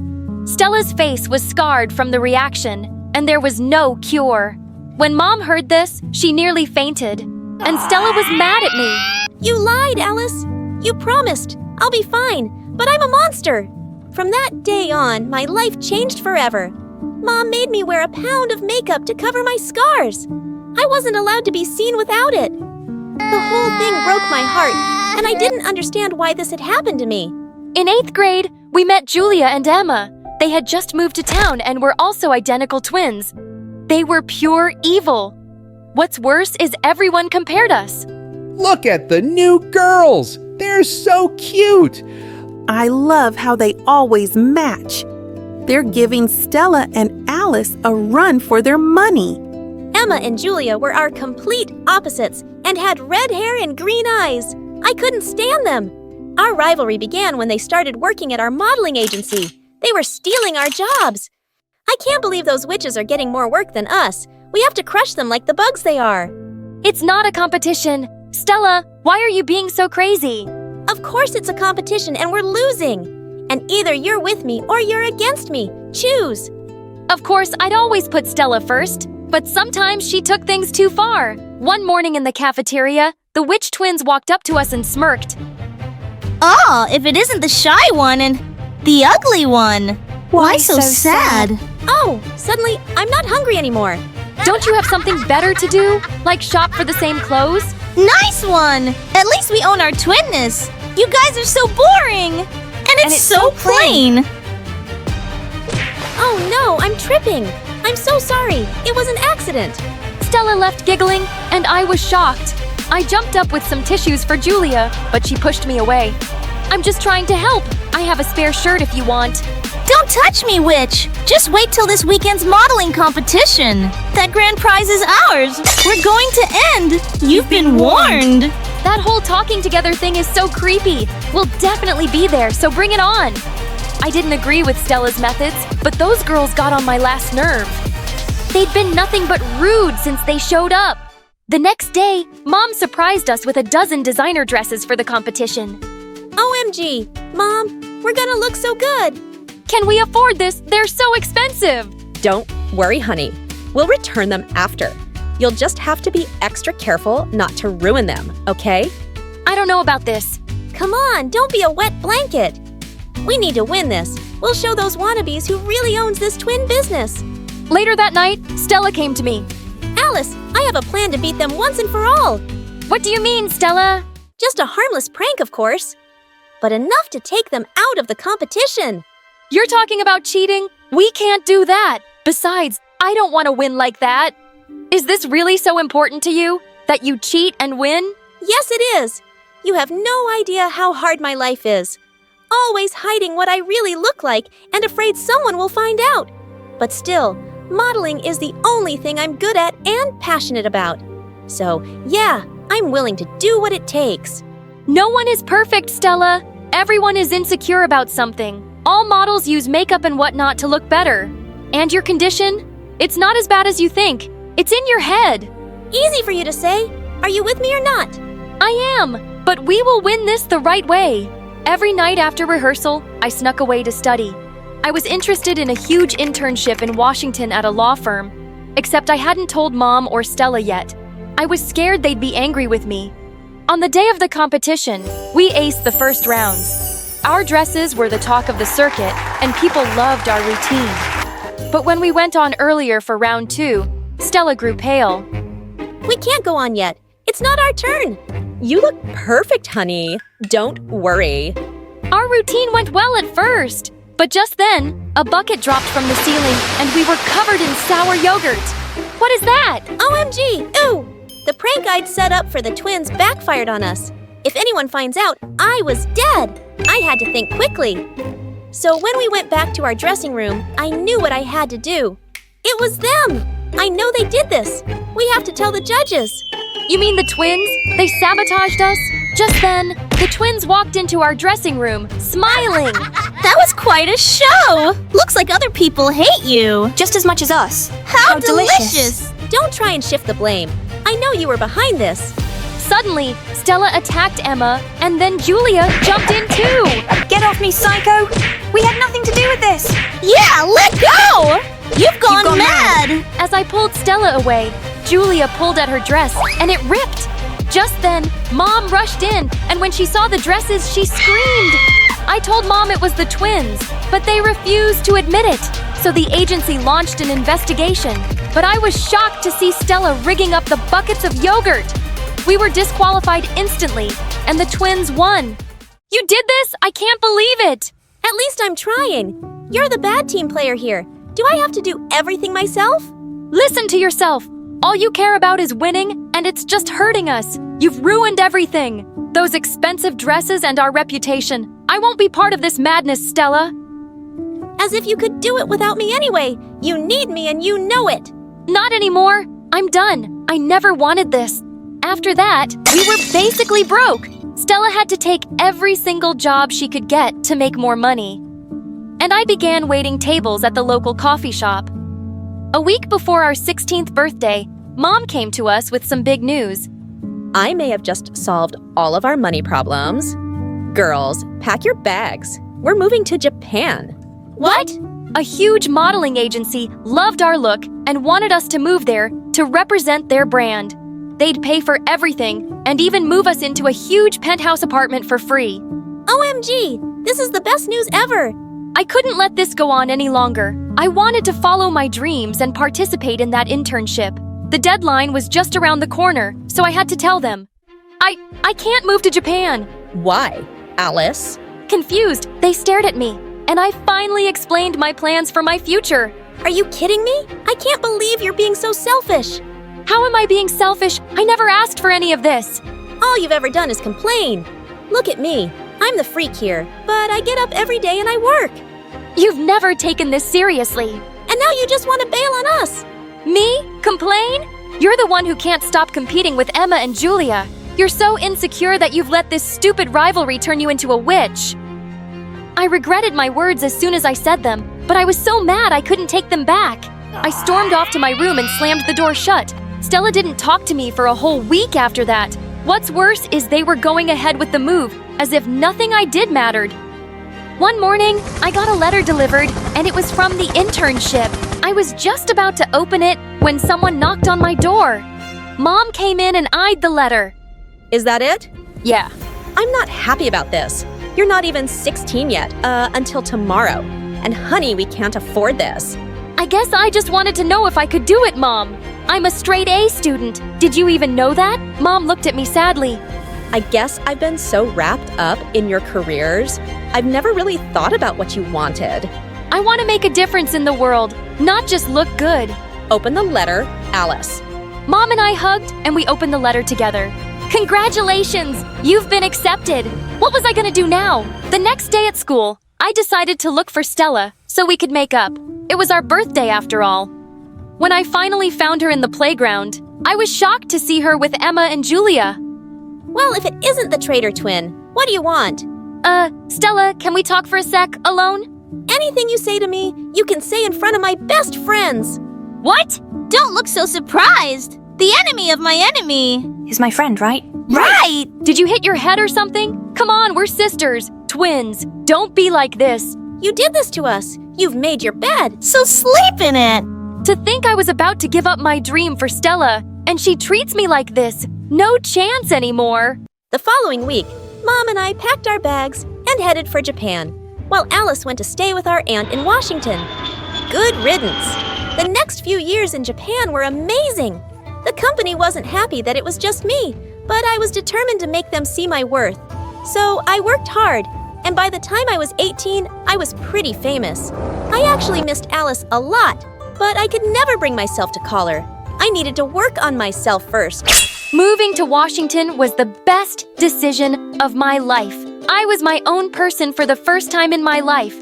I loved living in my aunt's house, and the internship was amazing. They even offered me a summer job with them after I finished. I worked as an assistant for 3 years until I graduated college. Soon after, my boss offered me a full-time job with my very first case. A huge client was suing a skincare brand, and when I saw the name, I was shocked. It was the same company that caused my sister's scars. It turned out they were using sketchy chemicals, and hundreds of people were hurt. I made it my mission to take them down, and when we finally won the case, I called Stella. I told her everything, and I was surprised that she seemed happy to hear from me. We decided to meet at a cafe, and when I saw Stella, my heart nearly exploded. I'd forgotten how much I'd missed her. That's such an insane story. Thank you so much for doing this. The company will pay damages to every client that got hurt. I made sure of it. Alice, I have to apologize. I know we were just kids, but I was so insecure and selfish. Can you forgive me? Of course I can. I'm sorry too, but in a way, I'm glad it happened. I needed to find myself outside of us, you know? I do. Really. But no matter what, you'll always be my other half. Same here. Hi, I'm Irina from Russia. Please like and subscribe. My mom gave birth to 2 identical twins, me and my sister Rita. Unfortunately, we were only a month old when my parents divorced.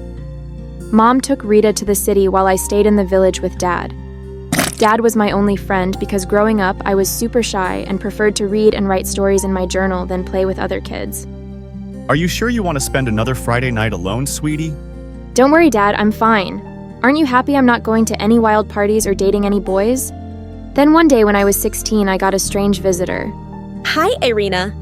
Oh, you're all grown up now and so beautiful. Thanks. Do I know you? Wow. I guess your dad never mentioned me much or kept any pictures. I'm your mom. Huh? You're joking, right? But she wasn't. Instead, Dad came over and the 2 of them sat down with me in the living room. All right. I let you come over because you said you had an emergency.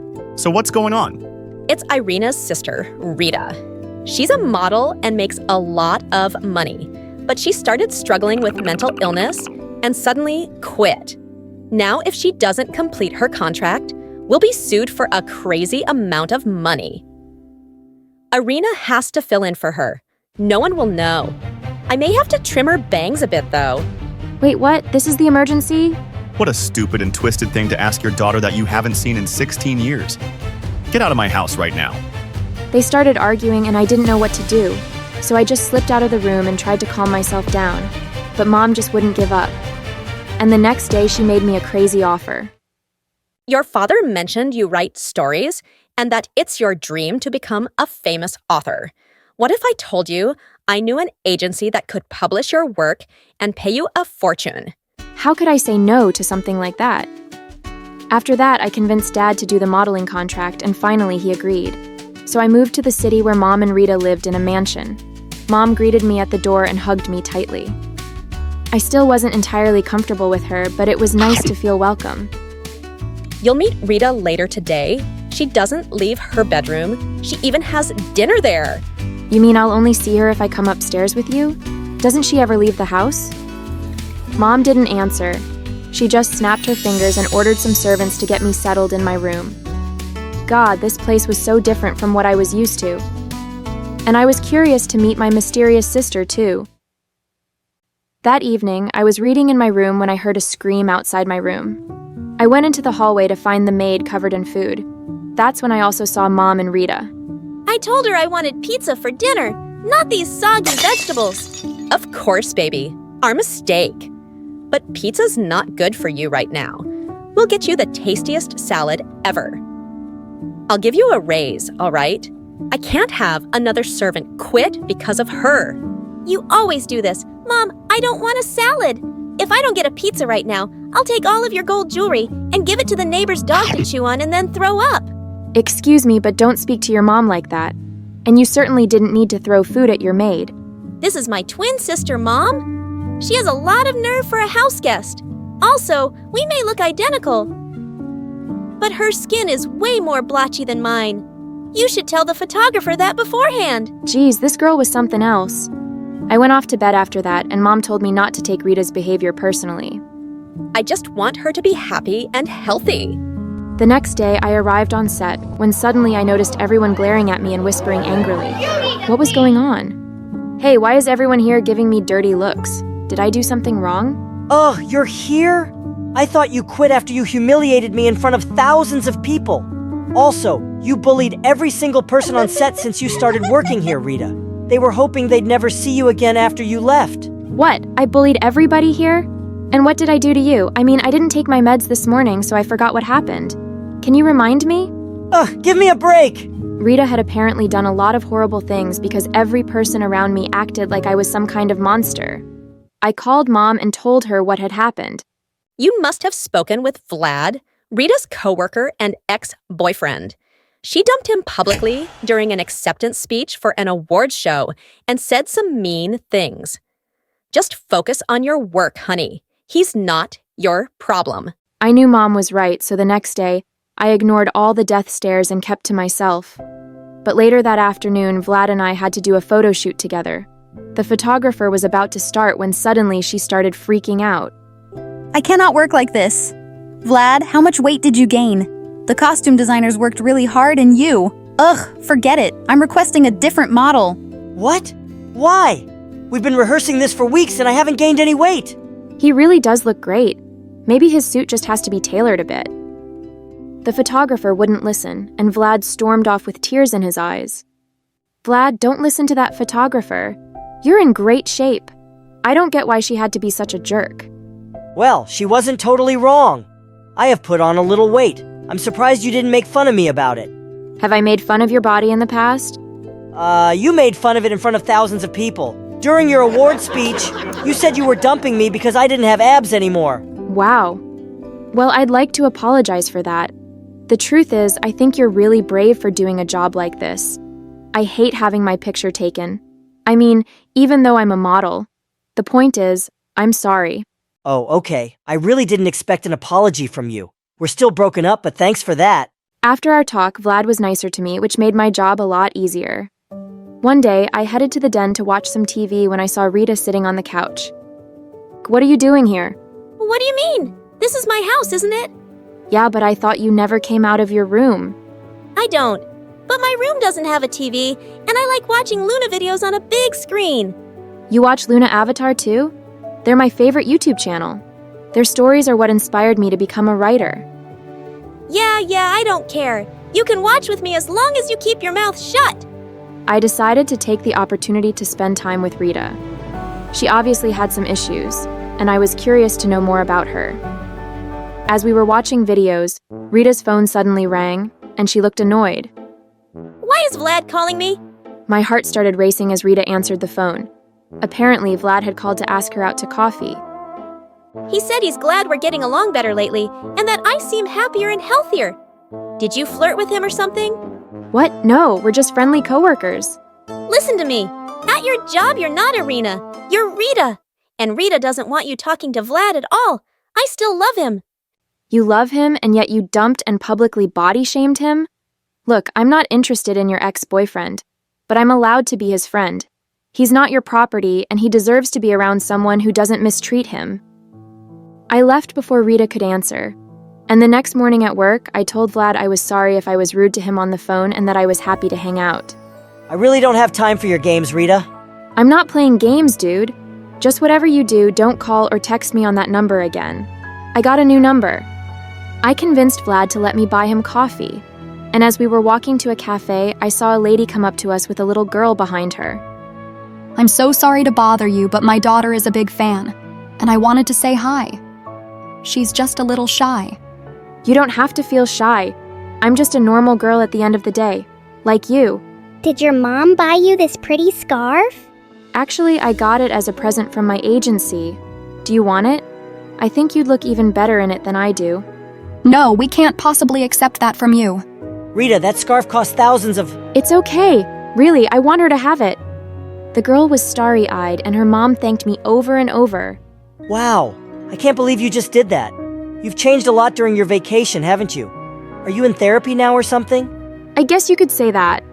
Vlad insisted on buying me coffee instead of the other way around. And I even got some free pastries since the cashier was also a fan of Rita. I was living like royalty, pretending to be her.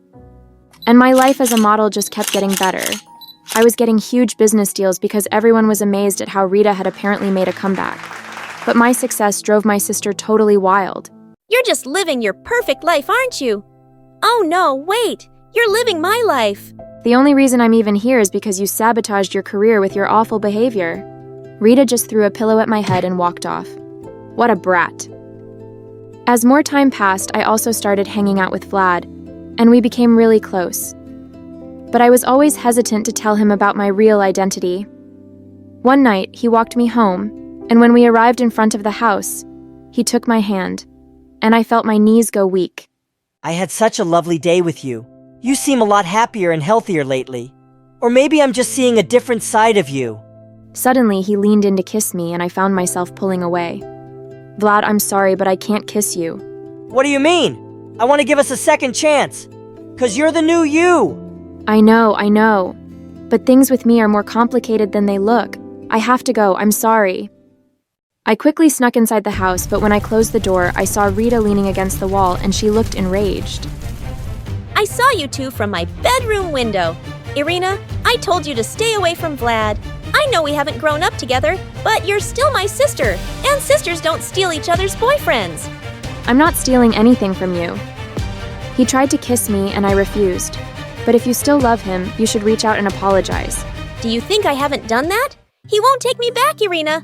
I know it doesn't look like it, but I am trying to work on myself and become a better person. Hurting Vlad was the biggest regret of my life. I didn't know how to respond to that. And as I lay in bed, I felt torn about what to do. I did have feelings for Vlad, and Rita had been horrible to him, but I still didn't want to hurt her. So the next day at work, I told Vlad I only wanted to be friends. But why? Is there something you're not telling me? It's just that. Suddenly, I saw something that made me forget what I wanted to say. The director was putting an envelope next to my purse, and it had my name on it. I left Vlad right away to see what it was. Excuse me, what's in this bag? The menu for your new diet. What do you mean I have to drop some weight? That's ridiculous. We've given you this diet many times, and you are fine. So, can you do your job and follow this diet, or are you going to go crazy and have a mental breakdown again? I felt like the ground beneath me had collapsed. This was how the agency had treated Rita when she was here. No wonder she'd been struggling. I had to see her right away. I went home and knocked on Rita's door, but there was no answer. Then suddenly, I smelled something weird coming from underneath the floor. So I opened the door and my heart dropped. Rita's entire bedroom was covered with dirty plates, and there was food under her bed that she'd snuck in from the kitchen. At that second, Rita's bathroom door opened. Oh my God, get out! This is a total invasion of privacy. Rita, what is all this? The director gave me the diet menu today, and she said she's always given it to you whenever you put on weight. But now I think you have an eating disorder. My eating disorder led to my breakdown. I thought it was a harmless diet, but they kept telling me that I was still too heavy. So I started starving myself. But I'd get hungry and stuff my face, and the pressure to look perfect got to me. And then I projected my own insecurities onto Vlad. Irina, I was never jealous of you. I just didn't want you to suffer like I did. Oh my God, I had no idea. I am so sorry. But it doesn't excuse my behavior. It's turned me into a monster. I hugged Rita tight and let her cry for a while. And after that, we went straight to the agency to take care of business. But when we arrived, Mom was there, and when she saw Rita, she freaked. What is she doing here? Irina, I came here to help you sign a contract for a new business deal. We could get into huge trouble if someone sees you two together. Forget it, Mom. I'm not filling in for Rita anymore. I'm done. You care more about money than you do your daughter's health and well-being.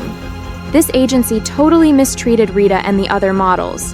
And if I stay any longer, I'll go down the same dark path she did. Oh, Irina, don't be overly dramatic. Rita's breakdown had nothing to do with the agency. Rita was about to answer when we heard footsteps behind us. And when we turned around, it was Vlad. I hadn't spoken to him since the other day. His eyes got huge as he stared at Rita and me. Rita, you have a twin? Actually, I'm not Rita. My name is Irina, and I've been secretly filling in for Rita since last month. She didn't want to continue modeling, but they were going to sue us, and she quit before her contract ended, and... It was her you've been hanging out with this whole time. I don't understand. So you both lied to me and the whole world about all this? It wasn't our choice. Vlad walked away before I could finish, and I was devastated. I wanted to go after him, but I had to take care of other things first. I called Dad right away, and with his help, we filed a lawsuit against both the agency and Mom for mistreatment and fraud. Dad got custody of Rita and got her the therapy she needed, and I was still able to get my stories published. But our little switcheroo was all over the news, and Vlad was still ignoring our calls. Then one day, Vlad texted me to meet him at a cafe, but he said he didn't want to talk to Rita. That was weird. So talk to me. How come you asked me to come here but not Rita?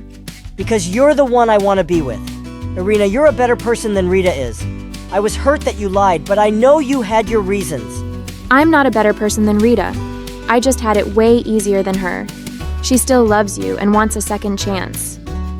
But she hurt me too deeply, and I don't think I can ever love her the same. You're the one I want to be with. My heart raced as Vlad took my hands and I stared into his deep, dark eyes. Vlad, maybe someday we can be together, but right now I have to focus on myself. I've been living my sister's life for too long, and I've lost touch with who I am. Still, I've loved every moment I spent with you. Me too. Good luck, Irina. And with that, I left the cafe with a smile, ready to start a new chapter of my life. Hi, cuties! I'm Emma.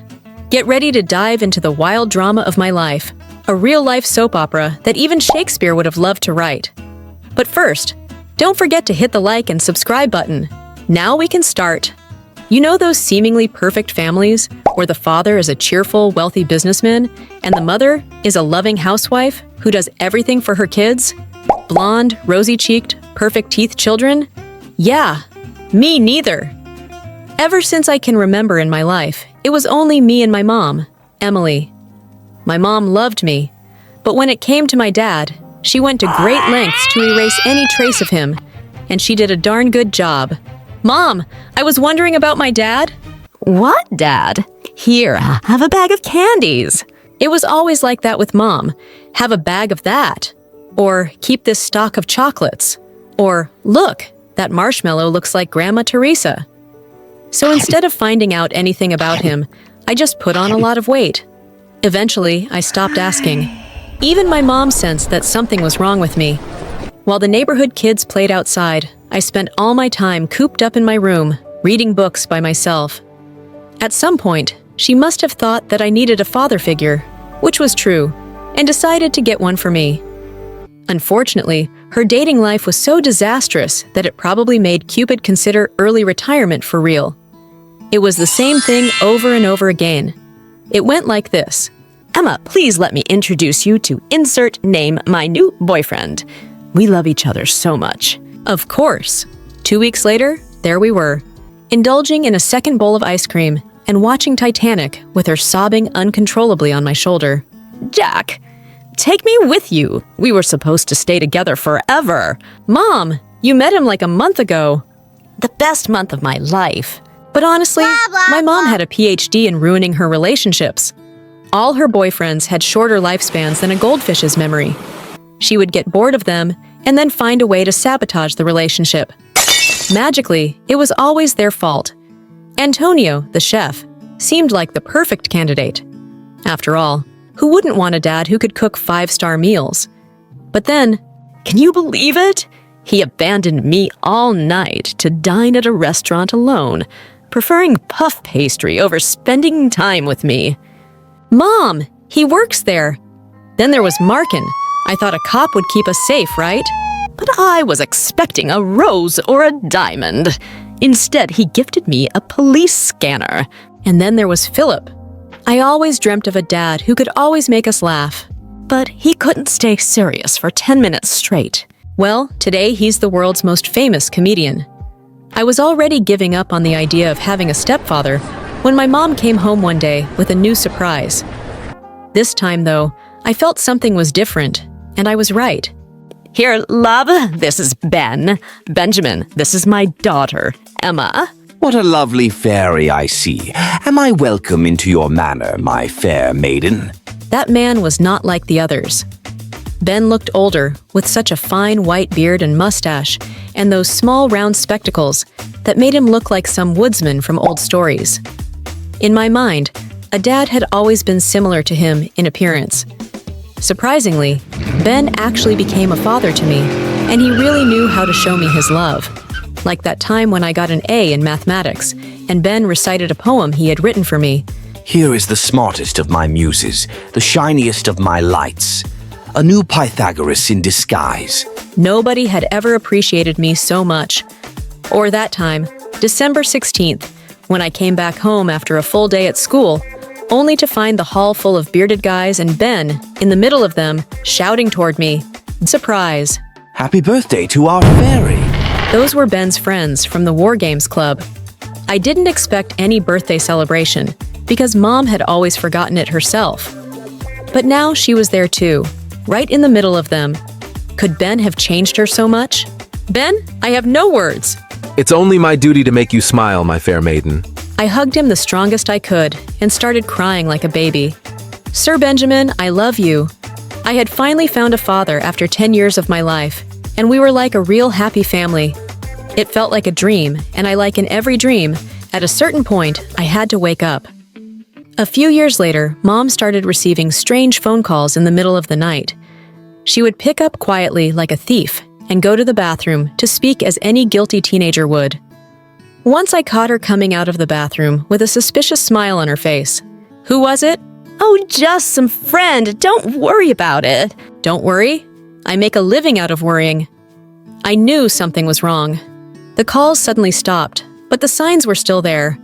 Why would Mom be sending herself those goofy bouquet cards decorated with plastic roses? Can't I buy nice things for myself? Not to mention the gold-sprayed aluminum bracelet I found she was wearing out of the blue, after a life of hating bracelets and necklaces.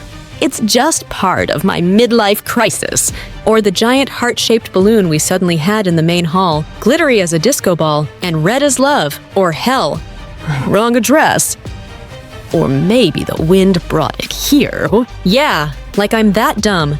Then one morning, I was sick at home, searching in my mom's bedroom for her laptop, ready to consume my eyes in yet another Harry Potter marathon. Where is it? Axio laptop. What is this? There was a letter on my mom's nightstand. Strange. I haven't seen the postman in a while. My love, I'm like a lost sock just looking for its match. Ew, so cheesy. When Mom got back home that night, I confronted her. How could you do this, Mom? Emma, I can explain. Ben is the only dad I have ever had, and you're betraying him. If you would only let me talk. Please. I don't want to listen to you anymore, Mom. I'm tired of you and your... Editor won't let me say the next word. But you can imagine what I mean. I wasn't gonna let her ruin our relationship with Ben. I had to act fast. So the next day, I went to confront that homewrecker, getting his address from the letter.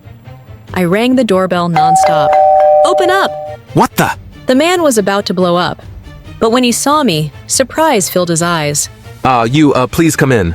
That mysterious man looked like a retired rock star, or an extra from Pirates of the Caribbean. He invited me inside his great villa, which was full of instruments. Look, whoever you are, my mom's with someone else. Just leave us alone. Don't mess up our lives. I've barely found my dad, and you. What if I told you I'm your real dad? His words hit me like a mute button. I was eager to meet you again, but your mom thought you weren't ready.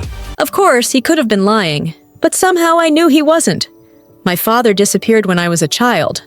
Emma, I'm really sorry things got messed up between your mom and me back then, but I'm here now, and I want to be part of your life. I was left completely speechless.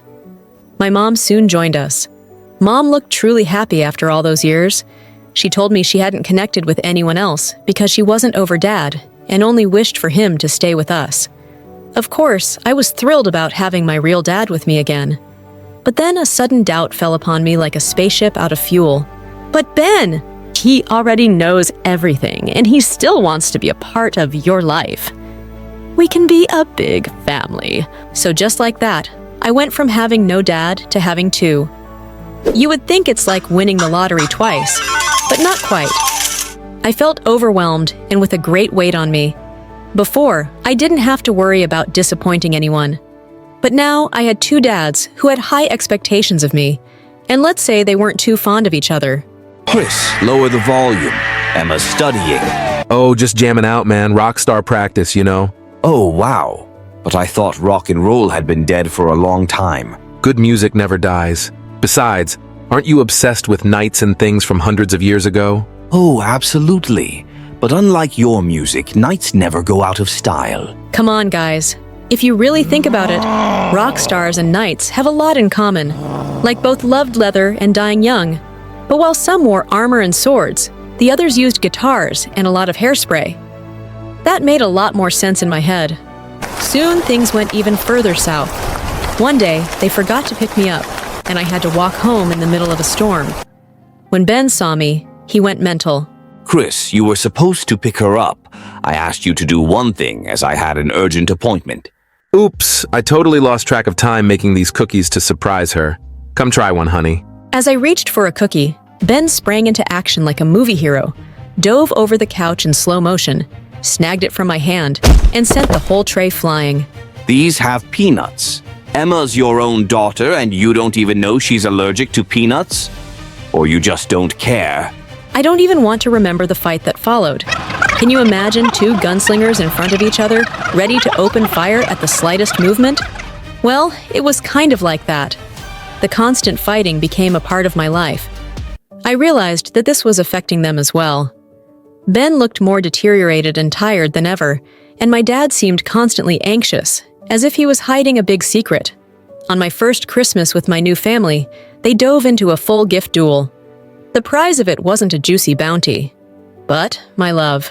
Dear, I got you Ozzy, your new puppy. Are you serious? I got her Lady Godiva, the most majestic kitten in town. Oh, thank you guys. I love them both so much. Of course, getting double presents was quite fun.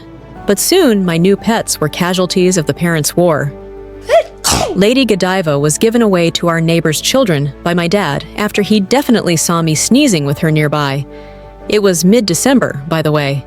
A few days later, someone shaved Ozzy completely, making him a pink bear with a black nose. Oh, that's horrible. Nobody ever found the mysterious culprit. Then it came. December 16th, my birthday again. My dad must have known what Ben did on my last birthday and decided it was a good idea to outdo him at his own game.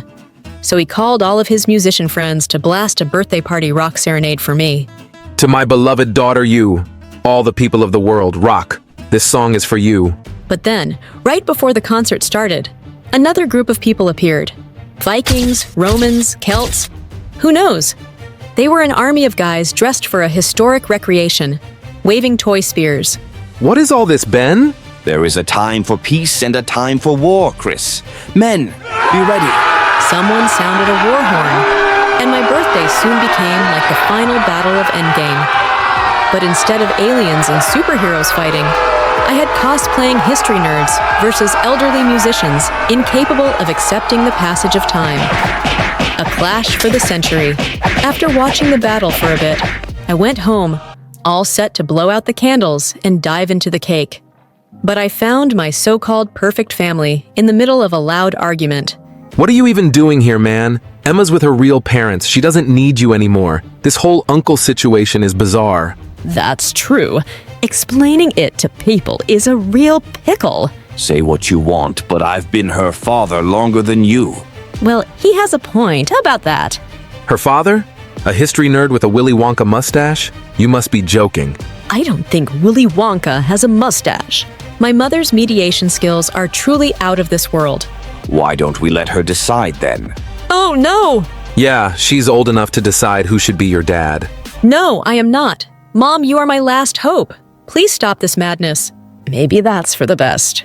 Thanks for nothing, Mom. So that's how it is? You're piling your responsibilities onto me. Why can't you guys understand? I want both of you in my life.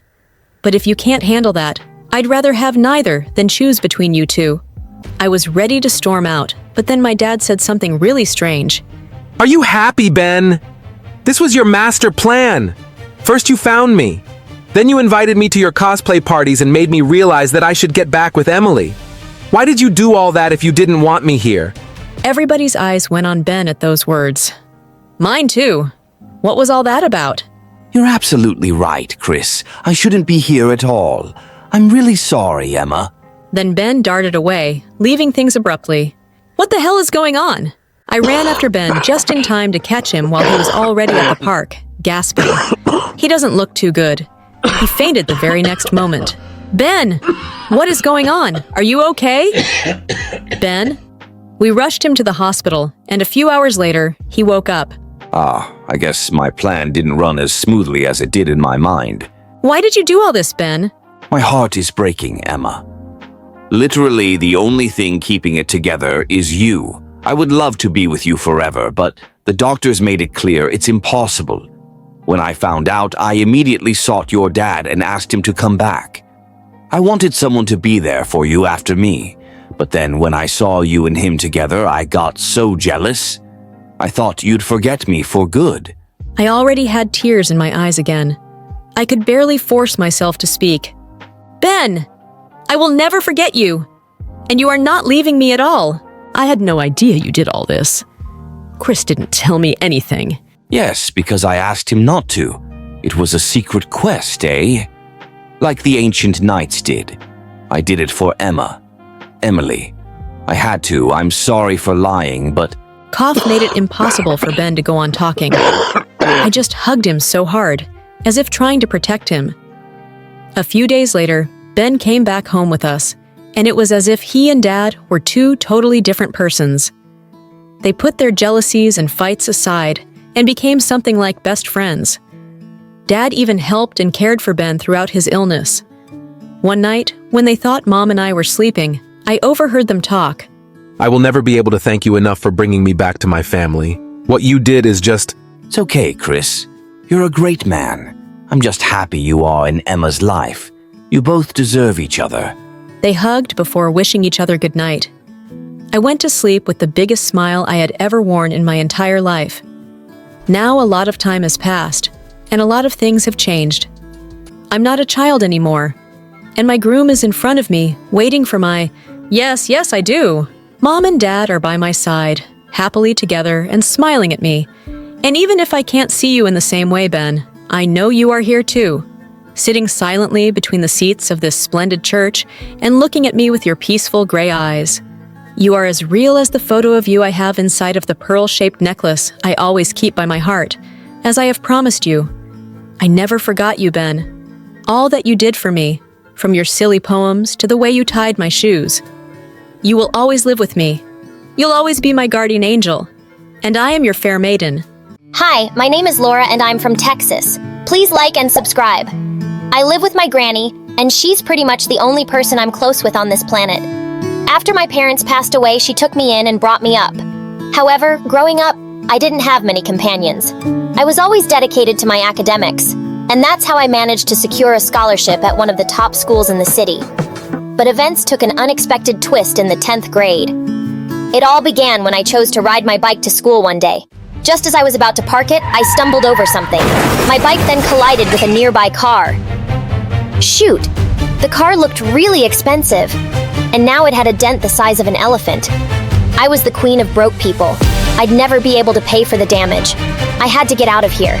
But just then, two evil-looking shadows showed up behind me, and one of them caught me. Look at that! She ruined your car and now she's running from the crime scene.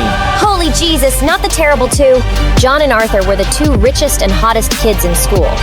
However, everyone was afraid of them because they were notorious bullies. And now I had crashed into their car.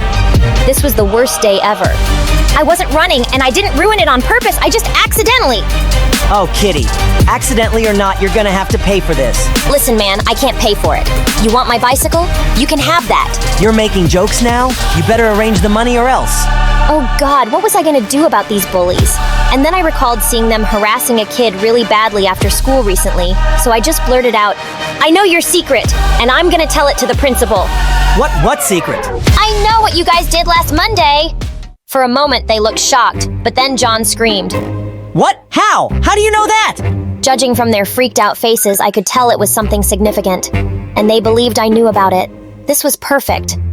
Well, I'm not going to tell you here. I'll tell you in front of the principal. Let's go now. No, wait. We can talk this out. Yeah, and you don't need to pay for anything here. Let me check. If your bike's broken, I'll buy you a new one. As many as you want. We'll do anything you say. We'll be your errand boys. But please, just don't tell anyone. What in the father freaking world? The two most powerful senior guys in school were totally at my mercy. And I didn't even know why, but I pretended to keep it cool because I didn't want them to know I was bluffing. Sure. Then how about you start with carrying my bag? It's so heavy. My hand hurts. As I went around school that day with these two acting like my personal bodyguards, kids were looking at me like I was a magician who had the terrible two wrapped around my finger. The next day, as I stepped out of my house, John was already waiting for me in his brand new car. This was just getting better. Hey, I'm here to pick you up. So tell me, do you want to go to the beach today or the movies? What? No, I want to go to school and attend my classes. I have to submit my assignments next week. Aw, come on, Laura! You should enjoy yourself and not study so hard. Arthur can do your assignments. He does mine all the time. No big deal. That sounded good.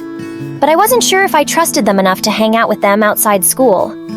What if they planned to kidnap me because of whatever their stupid secret was? So I insisted on going to school. When we reached there, they kept following me around. At first, it felt like I was some princess. But as the day went by, I realized this was a big problem. I had ballet practice after lunch, and just as I entered the girls' changing room, all the girls started screaming. When I turned around, I was stunned to see those two morons had followed me in. Have you both lost it? This is the girls' changing room. All the more reason for us to be here, right, Arthur? I pushed them out and locked the door from inside.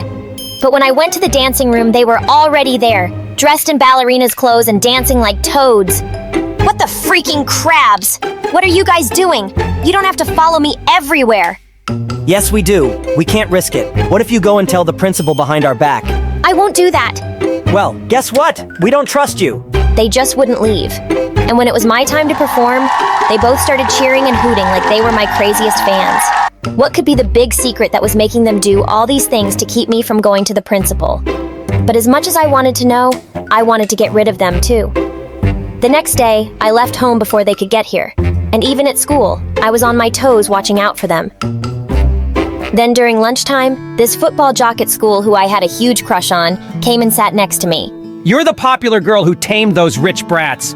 And I'm impressed. I like strong and dominating girls. Like you. How about we go, ow?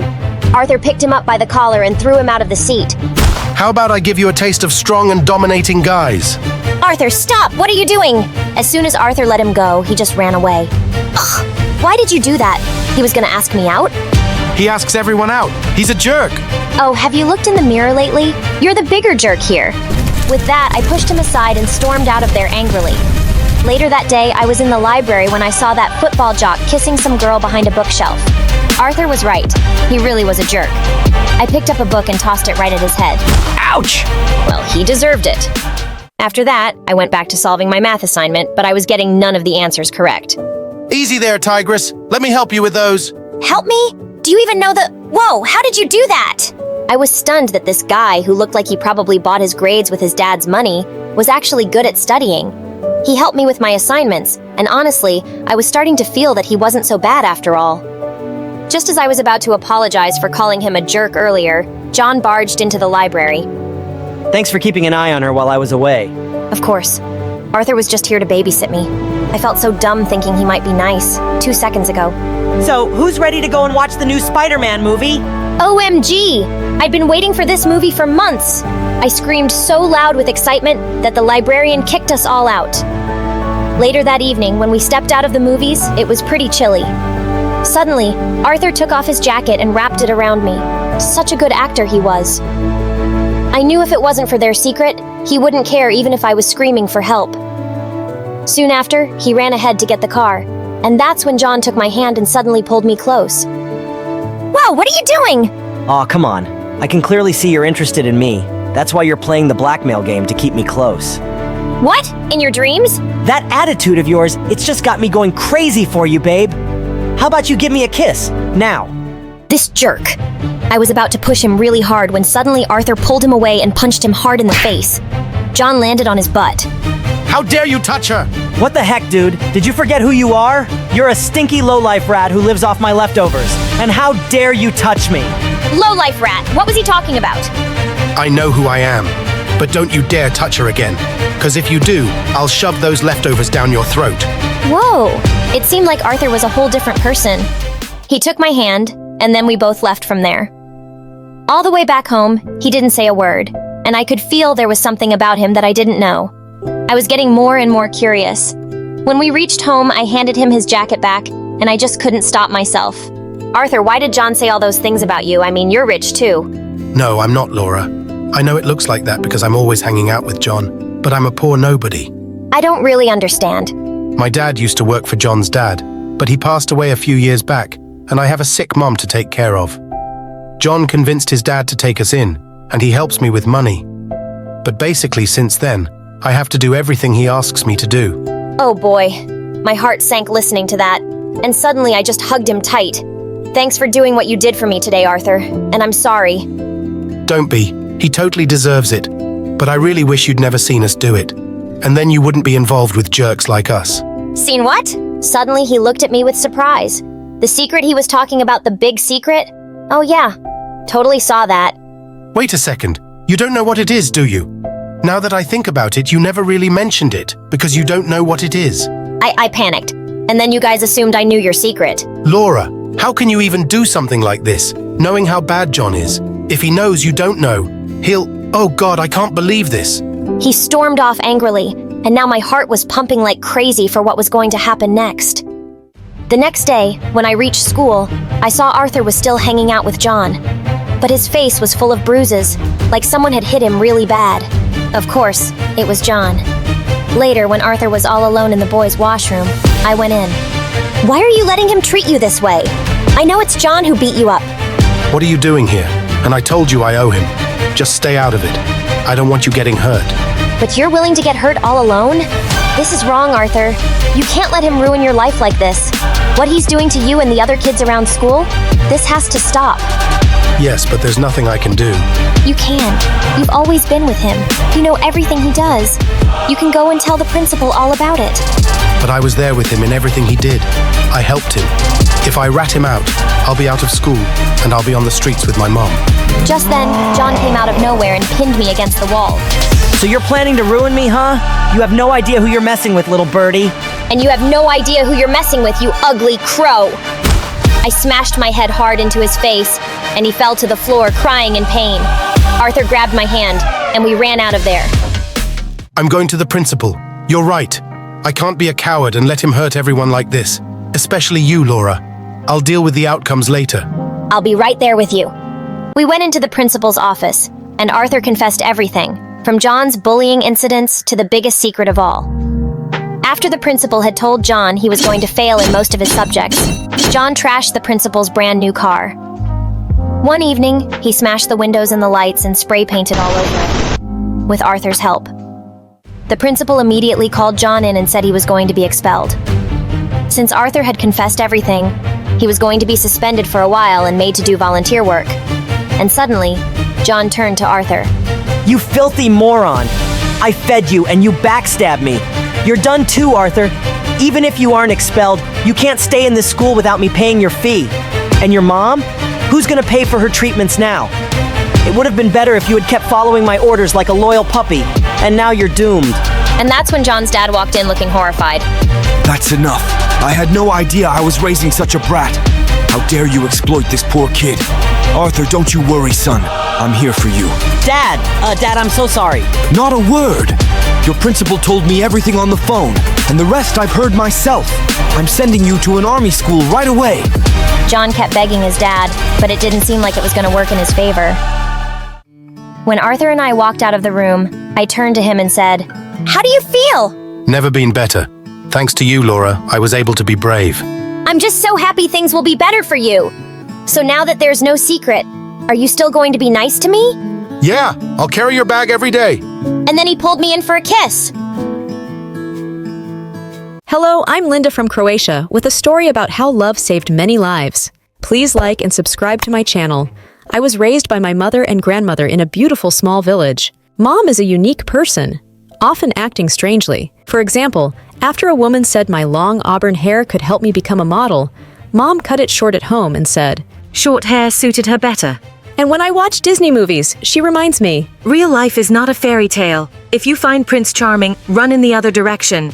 She said my mother became bitter after my father left.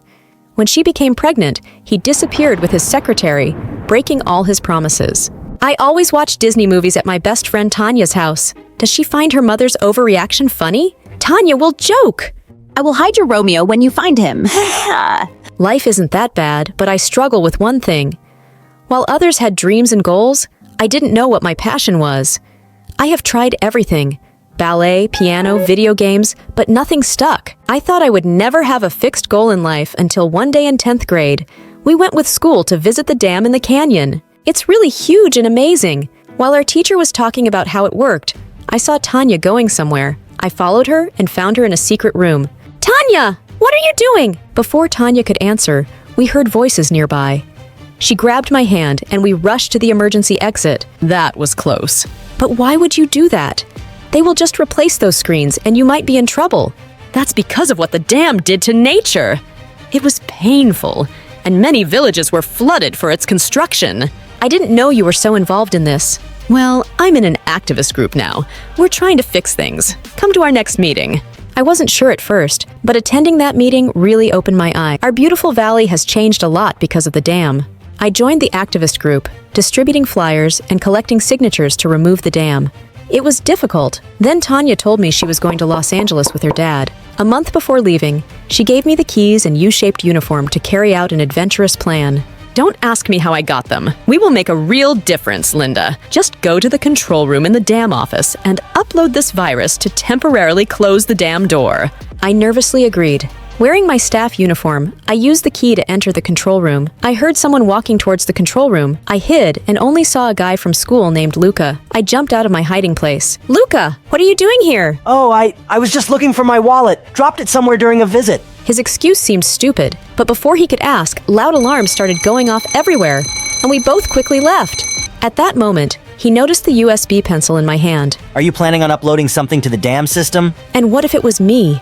This dam is evil. The people who made it were evil. So bad. What you are doing is really dangerous. We all want to protect the valley, but there are safer ways to do this. After that night with Luca, I stayed away from Tanya. I felt angry at myself for letting her manipulate me so easily. In addition, Luca and I became closer. He's a good listener and makes me think differently. We started to trust each other more and more. I couldn't help but start to love him. Mom found a way somehow. Mothers only know these things, I guess. You daydream a lot and draw hearts. Poor beans. Who is the boy? But my mother insisted on meeting him before I could even think about going on a date. So I invited Luca to study. But when he got there, Mother seemed to turn into a detective. First, she accidentally spilled salt in his coffee. Luca made a funny face as he tried to drink it, but didn't want to seem rude. Then Mom started asking questions. "Luca, important question. If you had to be an animal, which animal would it be and why?" Says a lot about a person. Linda really likes loyal dogs, you know? I guess. I'm a cat. Independent but good company. A cat, right? They are quite mysterious creatures. Hopefully that doesn't mean you have a lot of secrets. She continued her questioning, making it clear whether she was keeping a close eye on him or not. I think your mother hates me. Don't take it personally. She hates older men. Oh, that makes me feel so much better. We laughed about it, and before he left, he gave me a quick kiss. How did I get so lucky? Everything's fine. Until one day, Tanya returned after a month away. I knew we had to have a serious talk about what happened, but things get complicated when Tanya and Luca meet for the first time. When she returned, I was at some restaurant having lunch with Luca when Tanya appeared. "Hey, buddy. No calls?" There hasn't been a single text message asking about me for a whole month? Oh yes, why would I contact a fake friend who took advantage of me and manipulated me? What are you talking about? And who is the guy with you? Wait, this is Luca! Hi, Tanya. How do you two know each other? Linda, I can't believe you're dating your enemy. Luca is the son of the dam owner and will probably soon become the heir. What? Wait, Luca, why didn't you tell me? I was about to do that. Don't know how to bring it up. Actually, especially when you believe that my father and his company are evil. Because they are. Oh, please. Tanya, have you ever told your best friend why you want to close the factory so much? At least Linda actually cares about nature while you just want revenge for your father. Linda, listen to me. Before the new business, Tanya's father was my competitor. He lost the project many years ago. And since then, his family has tried every way to ruin our lives. The activity group is just the latest plan. What do you know? Yes, it started as revenge, but now I really care. Also, aren't you going to tell Linda that you're building a new dam? Are you planning to evacuate your grandmother's house and people's houses in the valley for construction? Are not! It's not final yet! Oh my God! One friend manipulated me and the other lied to me. You both couldn't believe. Stay away from me. No, waiting! Don't listen to her! Linda! I just left, and that night, I stopped them everywhere. My trust in Tanya and Luca was shattered, leaving me feeling betrayed and alone. Sitting at the kitchen table, I confided in my mother. When she heard it, she felt both angry and sad.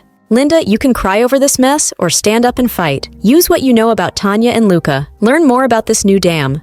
We need information to stop it. Her suggestion had a strong impact on me. Okay, Mom, I will do it. So the next day, I decided to meet Luca at a coffee shop. Luca, I'm sorry for scolding you the other day. I'm here to give you another chance. Really? That means a lot. I still care about you. Linda? However, there is one thing. The new dam project needs to stop. Can you help with that? I wish I can, but I can't stop the dam. What if I buy you a new house in town? A new house? It is our home and our valley that are at stake, not just a house. You should be grateful. Linda, I'm giving you a way out. Not everyone gets that opportunity. An option to give up everything we love. Some choice, Luca. You come here acting like you're helping us while tearing our lives apart. This is not easy for me either. I'm trying to find a middle ground, but you're making it impossible. If we don't compromise, we will both lose everything. I don't compromise with people who have no heart. You want to talk about losing everything? Talk to families who have lived here for generations. You think I don't know what's at stake? But this is bigger than us, Linda. Sometimes we have to play the hand we are dealt. And sometimes, Luca, we need to step back and step away from the table until you're truly ready to understand what's at stake. This is over. And by the way, you're an idiot. Oh my God, you're just trying to make me look like the bad guy here. You are. You're so heartless and greedy, and there's nothing you can say to make me change my mind. In anger, Luca threw the phone on the ground. Everyone was silent.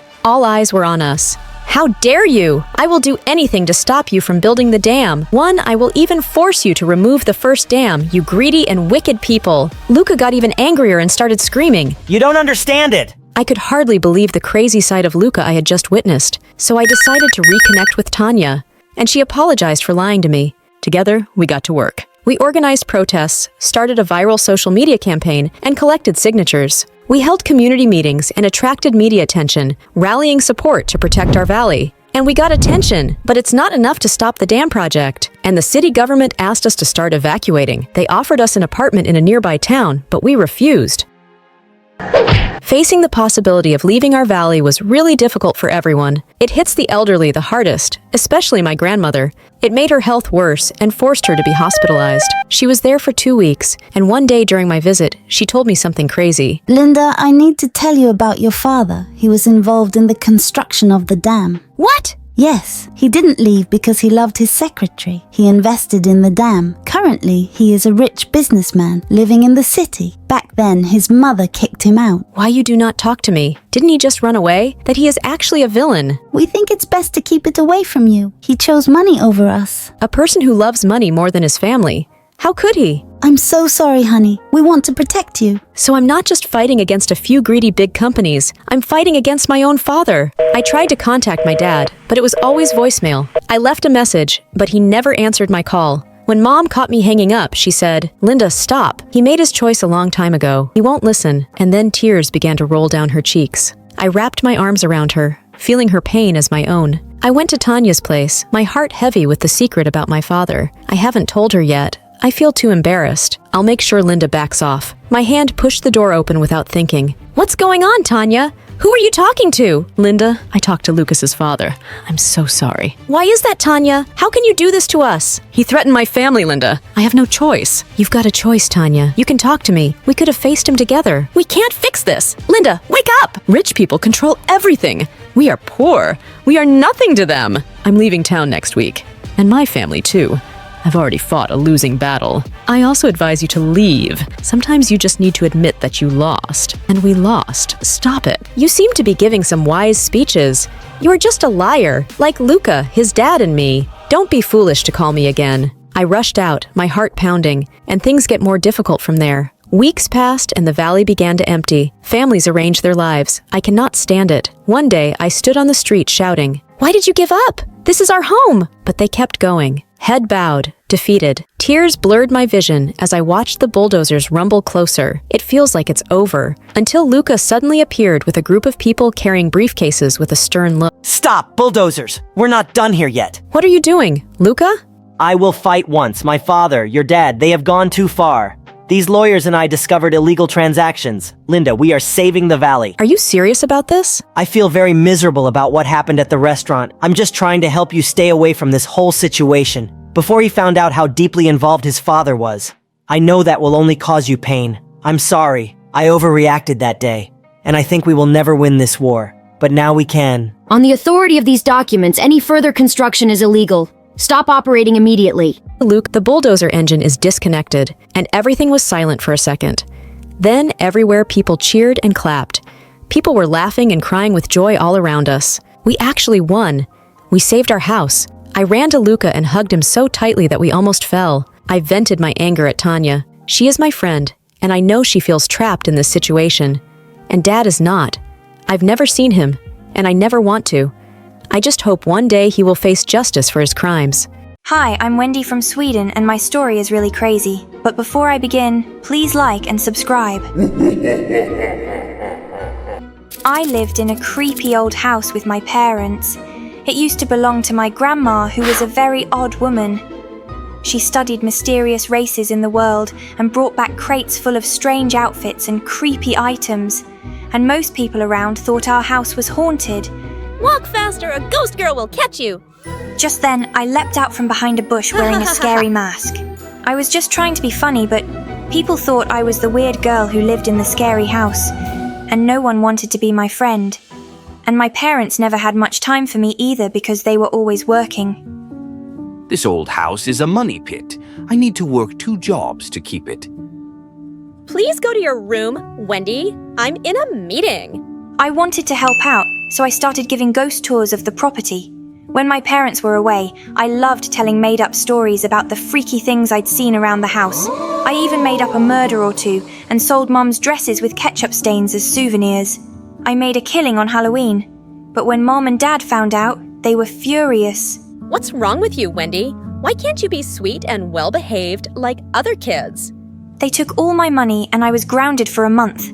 I was so lonely and wished I had a sibling to play with. Then one day, when I was 12, I got the biggest surprise of my life. I went looking for a snack in the kitchen when I found a thin, pale boy my age instead. Who are you and what are you doing in our pantry? I'm Felix, your brother. Didn't your parents tell you they were adopting me? What the flip? My parents had adopted a whole human and hadn't even bothered to tell me. Typical! I don't believe you. What proof do you have? He waved some official-looking papers in my face. They looked legit. My parents might have adopted you, but you still need to pass a few tests if you want to be my brother. Bring it on! We stood on our heads to see who could do it the longest, ate the worst carrot for lunch. And for the final task, we caught the fattest, slimiest fish and balanced them on our heads while we stood on one leg on the fence. Felix was great at it all. Congratulations! You are officially my brother! I was over the moon to finally have someone to play with, but my parents had to ruin that too. You can't play with Felix anymore. Why not? Didn't you adopt him so I'd have company? We've decided it isn't a good idea. You can't play with him, and that's that. But why? Because we said so, and we're sending him away.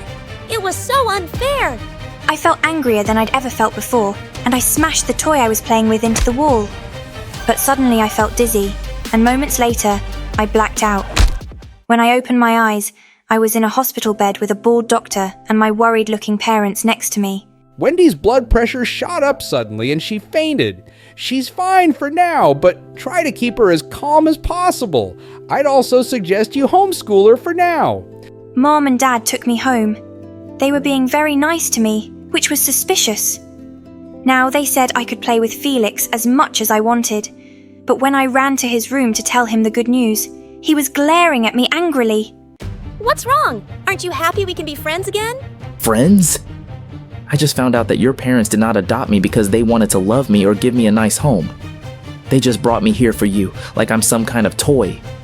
And they might just send me away at any time. I hate you, and I'm gonna make your parents hate you too. They'll realize they're better off having me as a kid. Trust me, I'm not going anywhere. Felix, don't be like that. I've always wanted a brother. I'm not your brother. I was both angry and heartbroken by his changed attitude. But I hoped he'd change over time, but it was the complete opposite. Felix kept messing with my parents. He dropped the pearl earrings I borrowed from Mum down the drain, smashed Dad's laptop, and put dye in their body wash. They had shocking pink skin for weeks.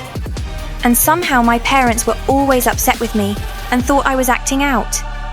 They never seemed convinced when I said it was all Felix. Was he really turning my parents against me?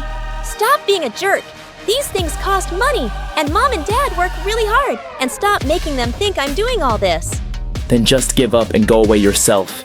There's only space for one of us here. I'm not going anywhere, pal. But then, the most terrible thing happened. A few days after my 13th birthday, we were visited by some people from the museum. They wanted to use Grandma's outfits and creepy items for a display, and they said they'd pay us a lot of money if we allowed them to borrow it for a few weeks. Mom and Dad were over the moon that the dirty junk around the house was worth something. We can buy a new car and replace the laptop Wendy trashed. We can pay off the mortgage and finally be debt-free. This could change our lives for the better. But minutes before the people from the museum arrived to collect the things, I heard a huge crash from the basement. I went running to see all the things smashed and broken on the floor. And Felix standing in the middle with a stick! Oops! I'm so sorry, I was just looking at them. This time he had gone too far. I slapped him hard! You did that on purpose, you jerk! Just then, my parents came running in and looked at the mess in horror, and then they looked at me like I was the crazy one. Why are you looking at me like I did this? He's ruined everything, and you're still gonna have him around. Why don't you send him away? You want us to send your brother away? You got so upset before. I was wrong about him, okay? He's not my brother. He's crazy, and he's dangerous. Mom and Dad exchanged a weird long glance and nodded. Fine. We'll send him to a special facility so he can get better.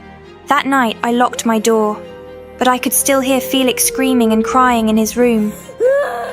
The next day, he was gone. Mum and Dad looked sad and broken. They tried to be nice to me, but I saw right through them. They were sad because Felix had left, and I could never make them happy. In the fall, the doctor said it would be good for me to restart regular high school. Things were going really well on my first day until... Hey, watch out! It's a ghost girl! I'm so scared! Dude, grow up! That wasn't all. In my very first class, I met the most bonkers girl. I heard you were the ghost girl. What's it to you? I'm Tara. I just moved here from Ireland. Is it true your house is haunted?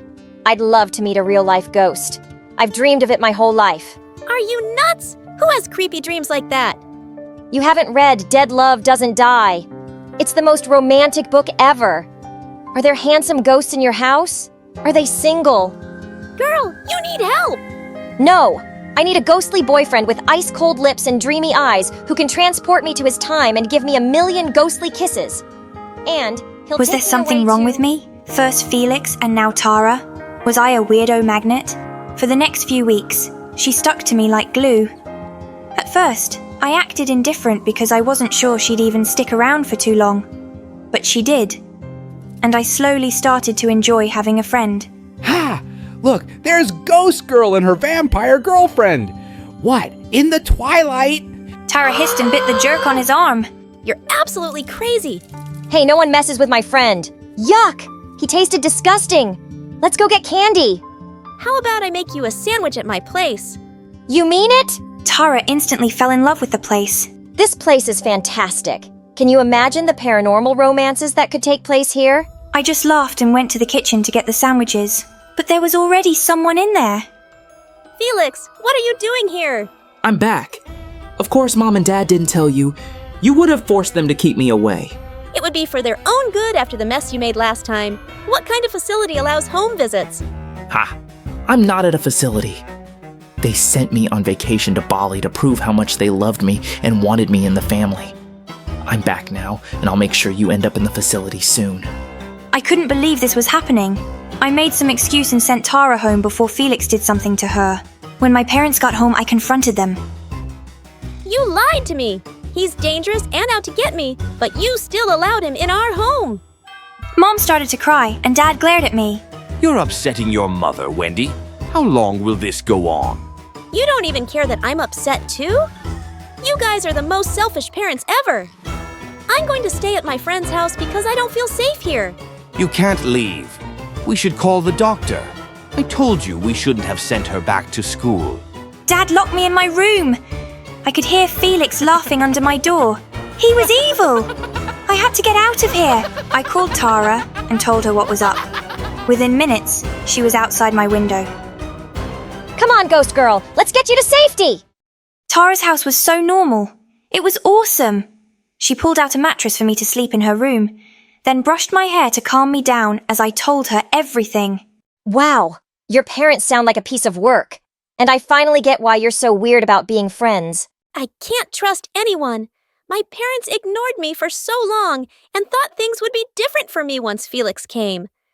But he's the worst, and ever since he came, my parents treat me like I'm some lunatic. When he's the crazy one, he really scares me. Don't worry, you're safe here. I'll punch his lights out if he tries to mess with you. Suddenly I heard a loud tap on the window and he was standing outside. I screamed and jumped up. It's him! Felix is here! He was holding rocks in his hand and wore the evilest grin.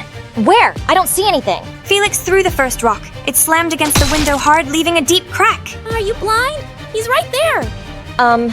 Wendy, are you sure you don't, see ghosts or something? Because I can't see anyone. Didn't you hear the rock hit the window? Look, it's left a crack! What are you talking about? What? Why was Tara suddenly lying to me?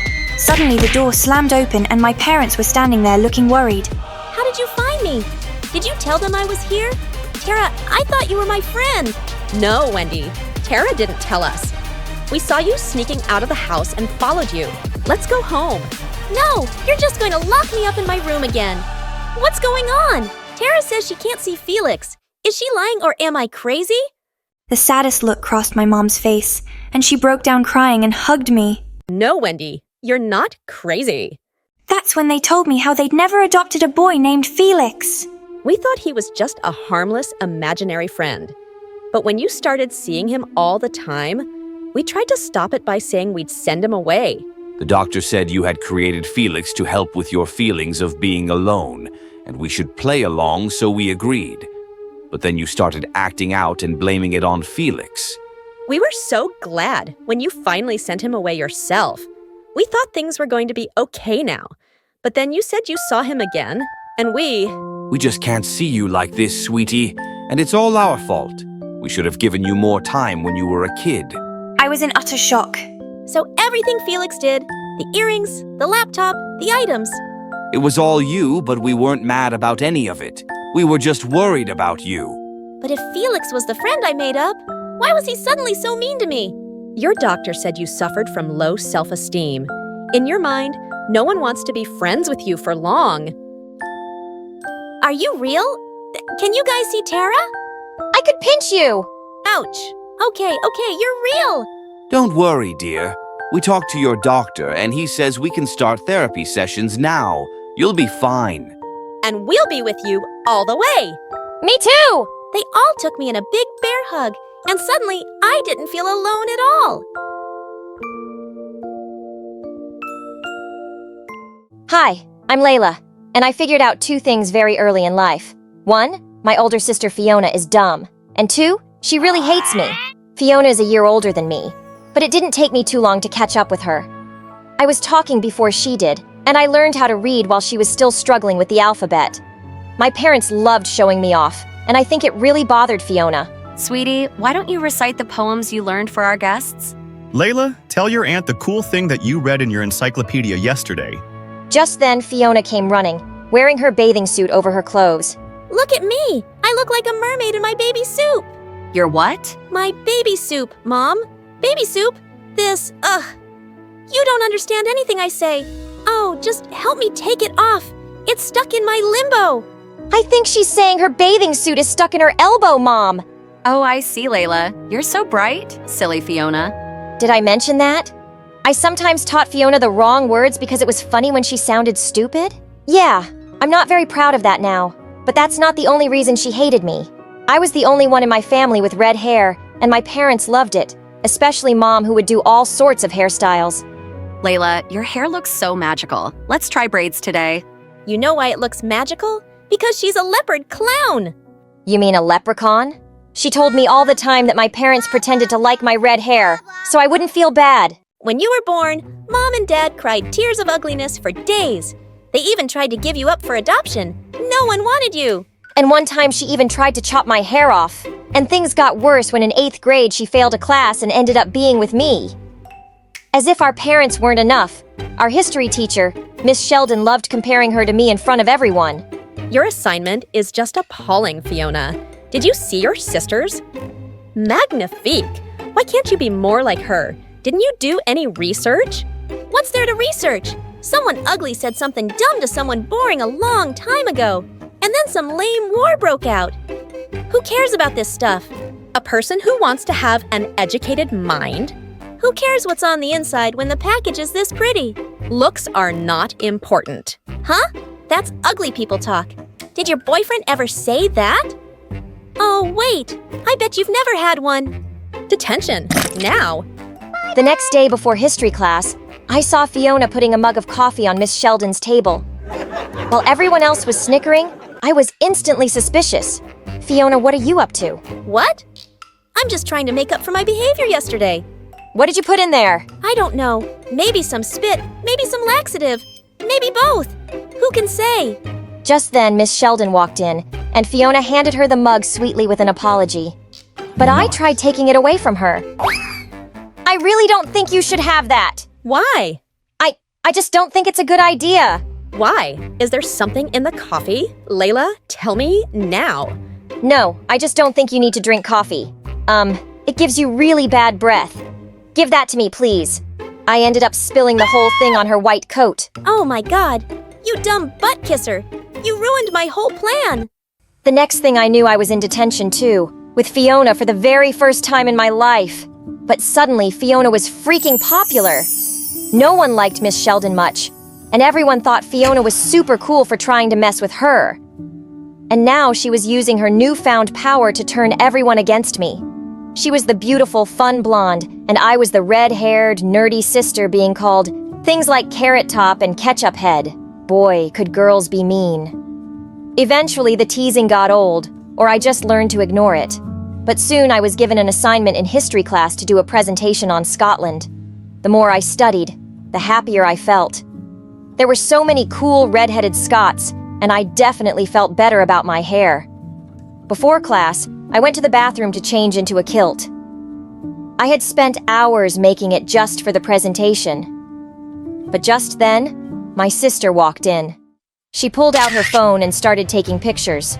Going back home, leprechaun. Buzz off, Fiona! You look so stupid. What is that? A cool girl skirt? It's a kilt. Get out of my way! You can't leave yet. Leprechauns can't travel without a rainbow. With that, she pulled out some paints from her backpack and squirted them all over my outfit. I ran out of the bathroom, crying angry tears. Fiona did get detention, but it was her millionth time, and she didn't give a hoot. The next year, I got a fresh start. Our dad had gotten a new job across the state, which meant I was going to a new high school. I was determined to end the teasing that my red hair gave me. Hey, Mom, Now that I'm 16, I think I should get to make some choices about my hair. I'd like to change the color. But your hair is beautiful, sweetie. I know you like it, Mom. But I just want to try something a little more mature, you know? I guess if that's what you want, you're growing up so fast. Thanks, Mom! I ran straight to the store and bought a box of black hair dye, and it worked. My hair was dark and silky. No more red. Do you think that'll fool anyone? You can't cover up what you are, little leprechaun. Whatever, Fiona. Don't you have something stupid to do? Go away! Just saying. The truth always comes out. The first day of school was like a dream come true. No one said anything about my hair. I blended right in and even got a few compliments on my cute outfit, which I'd added some accessories to myself. Fiona was right back in with the cheerleaders, but this was the first time she and I were in a co-ed school, and being around boys was making her even dumber. The football captain and I went out last night, but he never called or texted me back. I don't get it. I think he was even hiding from me in school. Okay, how did the date go? It was amazing, like we were meant to be. There was just one awkward moment when this weird girl came to our table and started flirting with him. And I bit her hand really hard. I'm sure she got the message that he's not interested in her. He was just too nice to say it. You scared him off, you psycho! How about you don't act like a jealous, blood-sucking vampire next time? But she continued her serial dating and getting heartbroken, and I was getting sick of her stories. It's not like she took my advice. Other than that, school was going great. I was doing well in my classes and had even joined the drama club as a costume designer. A play was being held soon, but the main actor fell ill right before the performance. I had to make sure his understudy fit in the costume, but I didn't even recognize him. I ran frantically through the dressing room shouting, "Hey! Is there anyone named Skylar here?" Yeah, that's me. Okay, I need you to take off your clothes right now. He grinned, and I blushed as people around us started laughing. I didn't... Okay, wait.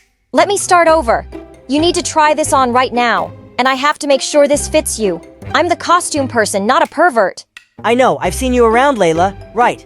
I'll just change into this and be right back. This Skylar was freaking cute, and he knew my name. His shirt was missing a button, and my heart was skipping beats as I stitched it on. There! You're all set! Thanks, Layla. Wish me luck! Break your legs! A leg? Only one? Single!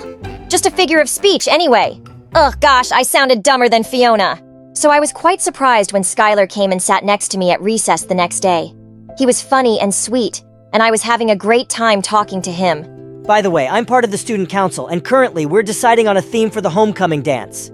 Any ideas? I can never think of anything other than sports themes. If you like sports, maybe you could do the Scottish Highland Games. Wow, I love Scottish stuff. This is a really good idea. Thanks, Layla. Just then, Fiona dropped her butt right next to him. Mind if I join your table? I'm Fiona, Layla's sister. Don't mind at all. Also, I couldn't help overhearing your conversation. Homecoming is all about the football games. We should totally do a varsity theme. I'll wear my cheerleading outfit. It'll be so cool. I was fuming. I couldn't believe she was butting herself into this too. Didn't she have enough guys to date? They just couldn't let me be happy.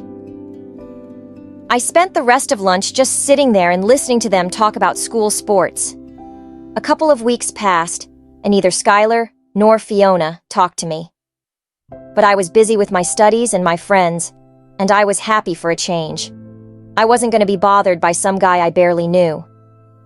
But then one day, Skylar stopped me in the hall on the way to class. Hey Layla, wait up. Sorry, I haven't been around much. I've been super busy getting everything ready for homecoming week. Oh yeah, it's whatever.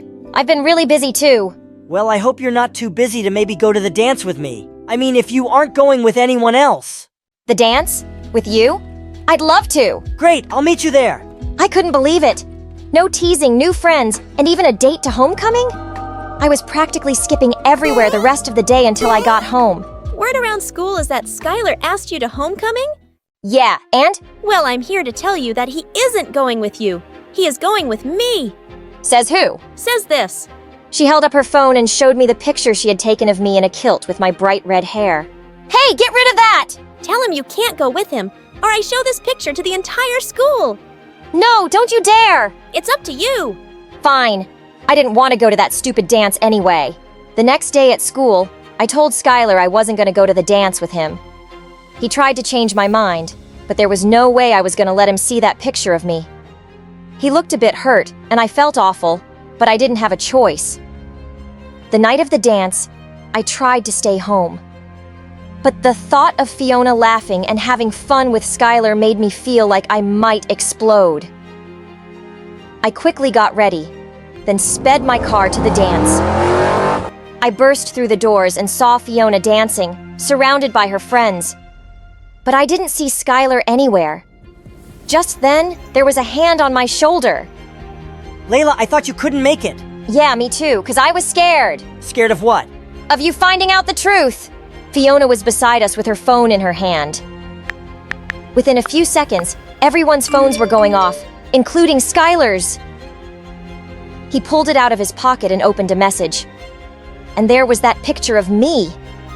She had sent it to everyone. Wait, is that you, Layla? You know what? Yeah, that is me. I dyed my hair black, but it's actually red as a tomato. And if you hate it, then you're all just shallow and stupid. Hate it? I love it. What? What? Layla, you're cool the way you are. So are you. May I have this dance? You may just give me 1 second, though. Listen, you bimbo. I've kept putting up with you and making excuses for your behavior, but I've had enough. You tried your best to humiliate me, but it was an epic failure, so in your face. Now please get a life and act less desperate, and I'm sure you'll be able to land a boyfriend with the same IQ as you. Just leave me alone, okay? That weekend, I took the dye out of my hair, and Fiona dyed hers red. But it wasn't real, not like mine. I was beautifully red-headed and very happy to be me. Hi, I'm Jasmine from San Francisco. Please don't forget to like and subscribe. I was born with cherry lips and big black eyes. My parents said I looked like a child out of a fairy tale. But whenever Mom and Dad talked to me, I never smiled or changed my facial expression. My parents tried everything to make me smile. Mrs. Rabbit wants to play with you. Come on, give Mr. Mouse a kiss. Dad held a mouse puppet close to my face and made kissing noises. But I just stared blankly and slapped the mouse away from me. That's when my parents decided to take me to a doctor. After a few tests, I found out I had a condition called Mobius that meant I couldn't smile, frown, or lift my eyebrows. I was too young to understand what Mobius was, but when I was in preschool, Mom and I were at the mall when we bumped into one of her friends who had a daughter my age.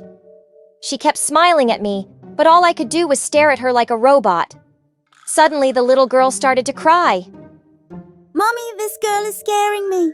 Oh, sweetie, don't be scared. Our dog ran away yesterday, so Jasmine's just sad. But Mom, we don't have a dog? Mom pulled me away quickly.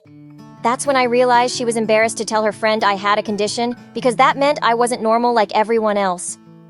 And at school, none of the kids really wanted to be my friend because they thought I was strange. So I spent most of my time alone. But several months later, my life took a huge turn. Mom gave birth to my twin sisters, Kiara and Helena. My parents worked full-time, so we always had a maid in the house.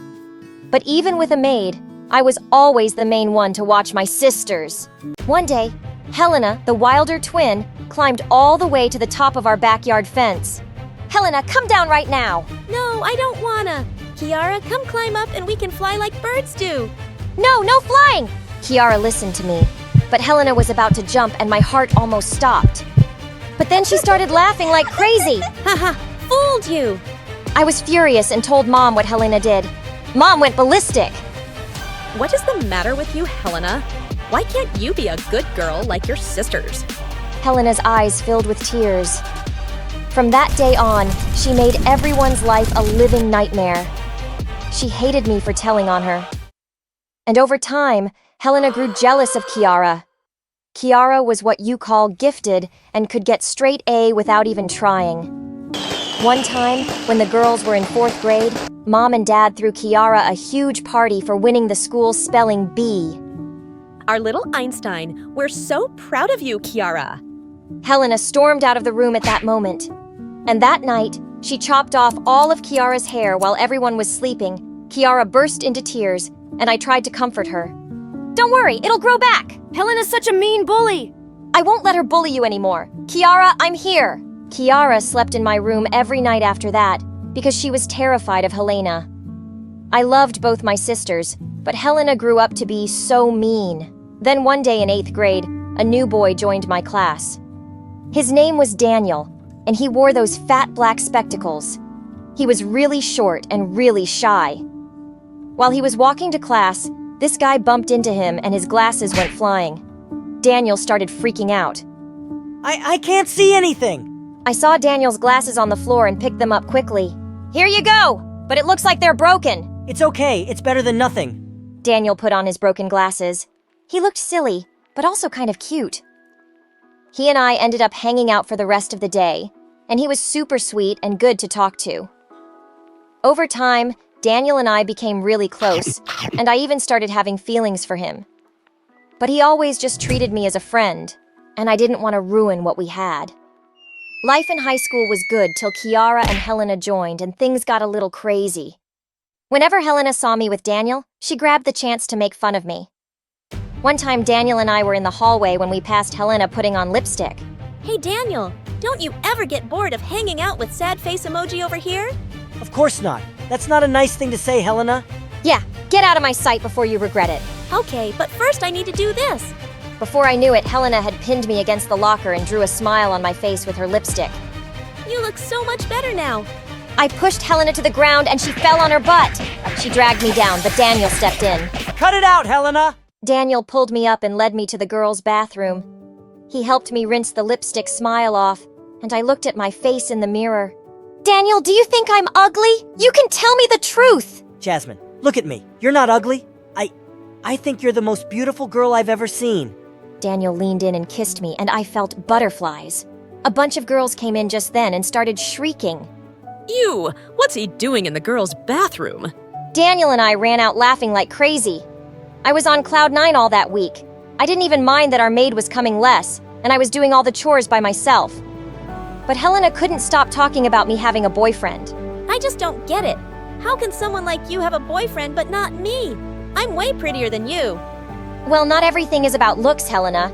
As time passed, Kiara started dating a popular jock at school. Her grades were still perfect, and she got much more popular than Helena. Kiara's life and mine were getting better and better, but Helena didn't have anything going for her. One morning, I woke up to find everybody at home, including my parents, which was rare, and Kiara was super sick. Her face looked super bloated, and she had red bumps all over her arms and legs. My parents left me at home with Helena while they took Kiara to the doctor. Helena was surprisingly well-behaved and even stayed in to do homework. I decided it was safe to go out and see Daniel for a bit. But as I reached home, my parents and Kiara had also just returned. Guys, what's going on? Kiara, what did the doctor say was wrong? I have an autoimmune problem. Apparently, every time I get an allergic reaction, this is what'll happen. My parents left for work then. Suddenly, Kiara looked at her phone and started to cry. Oh my god! Just look what Helena posted! To my horror, Helena had posted a picture of Kiara with her red skin, bumps, and bloated face on Instagram. Underneath, the caption read, "Even pretty girls have ugly secrets." Just then, Helena came trotting down the stairs all dressed up. Helena, you're a monster! How could you do something like this? I couldn't help myself. It was just too funny. Kiara looked totally Instagram-worthy. Before I could answer, Kiara's boyfriend came down the stairs too. Here, babe, you forgot your jacket. Babe, what are you doing here? Helena invited me over while you and your sister were out.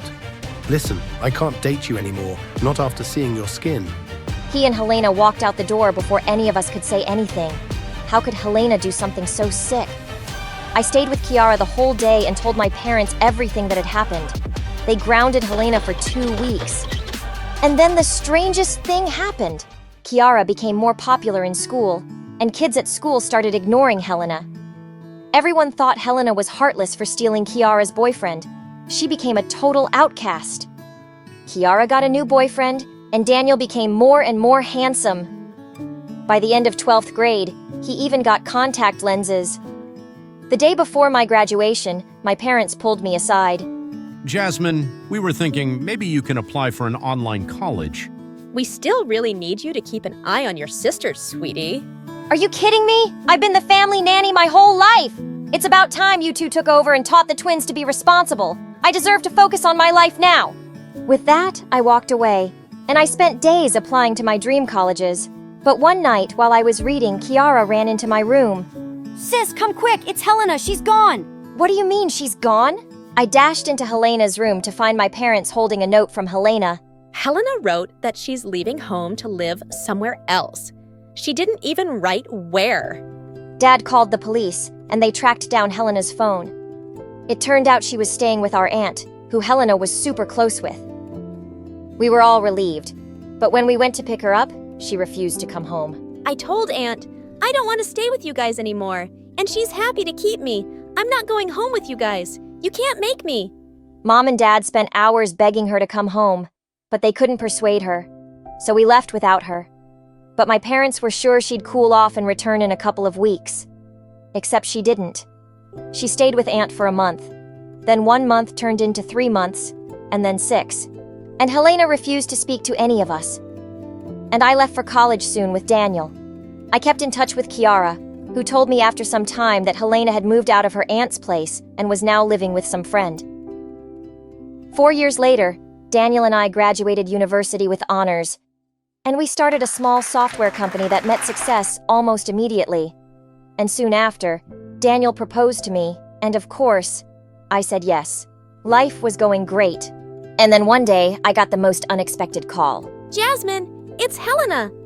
Can you meet me today? I need your help.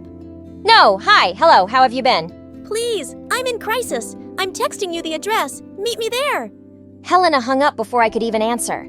I felt mad at her, but I just couldn't ignore my little sister. I went to the address and found her sitting on a bench outside a small building. Helena had chopped off her lovely hair, and she looked thin. Helena, what's going on with you? I started a makeup business, and now I'm in debt. I was wondering if you could lend me the money to pay it off. I'll lose it otherwise. You shut out your whole family for years, and now you call me out of the blue because you want money? This is not how I wanted to reach out to you, okay? I wanted to make something of myself first, and make you guys proud of me.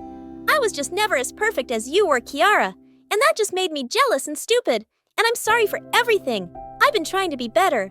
I really believe my business can work, but now I'm in a mess as usual, and I could only think of you. You've always taken care of me. I was surprised at how sincere and different Helena sounded, and it was good to see her trying at something. I wrote her a check and was about to leave when suddenly I turned back and handed her a wedding invite. I'm getting married in a few months. I'd like for you to come, and I'm sure everyone else would be happy to see you too. A couple of months before the wedding, Daniel took me out to a special dinner. Jasmine, I've been saving up some money and doing research for years. Moebius, your condition can't be cured, but it can be slightly corrected through surgery. And I just found this amazing surgeon. I just want you to know that you're perfect as you are. But if you want the surgery, I have the money for it. My eyes filled with happy tears. I agreed to get the surgery, and Daniel was by my side the whole time.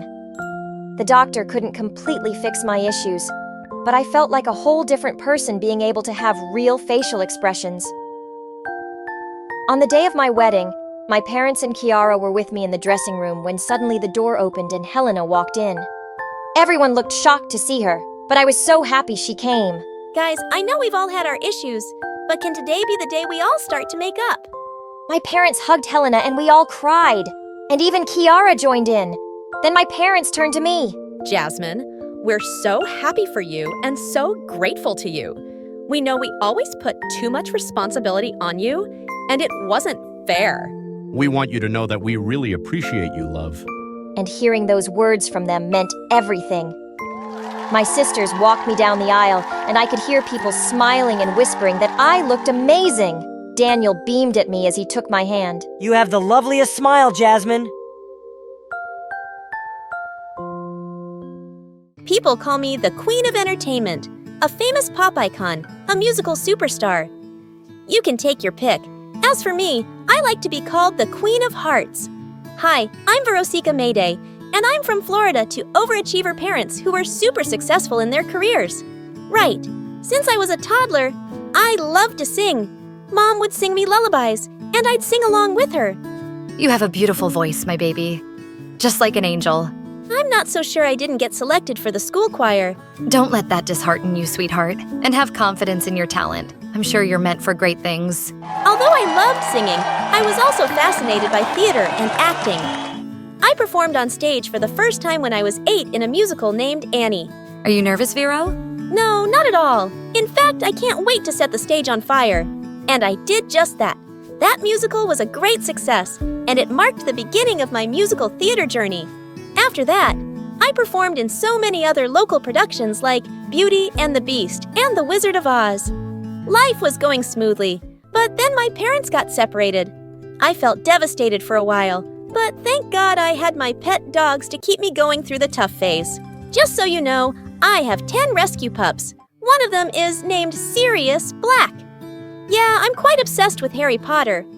But then, aren't we all? So, by the time I turned 14, I decided I'd acted enough and now wanted to make a career in singing. I packed my bags and moved to Los Angeles to meet my managers. Guys, I think I want to make an R&B album.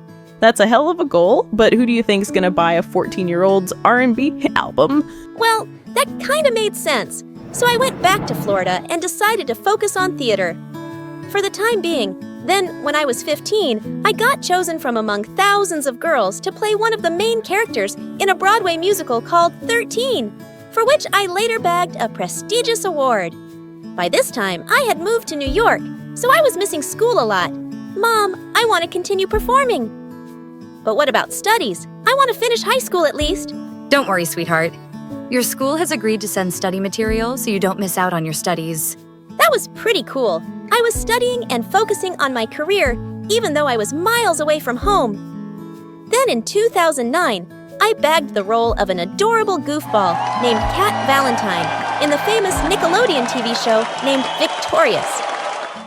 Since the show was set in a performing arts school, it gave me an opportunity to showcase my acting as well as my singing abilities on a national platform. Thanks to the show, I was suddenly a teen idol. So, Verosica, what's next?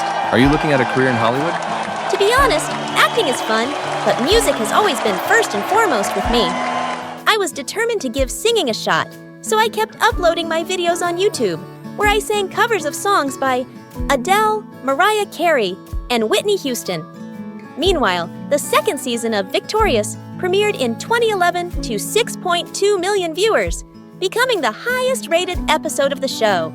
Victorious ran for 3 seasons until it was finally wrapped up in 2013. Then one day I got the most unexpected call. Hello, Verosica. I'm Monte Lipman, CEO of Republic Records. I saw your YouTube videos, and I want to sign you up for the label. Are you interested? Yeah, of course. I'd love that. I put down my phone and did a little happy dance. My music career was finally taking off. The next 3 years, I focused completely on my vocals and singing and collaborated with many contemporary artists. The result was my first album, Yours Truly, that debuted at #1 on the US Billboard 200 Albums chart, and it sold 138,000 copies in its first week. After that, there was no looking back for me.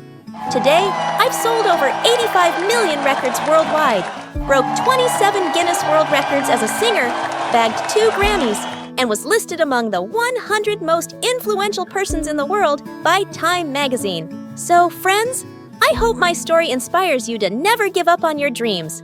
Since miracles happen, just believe in yourself. Because if you don't, who else will?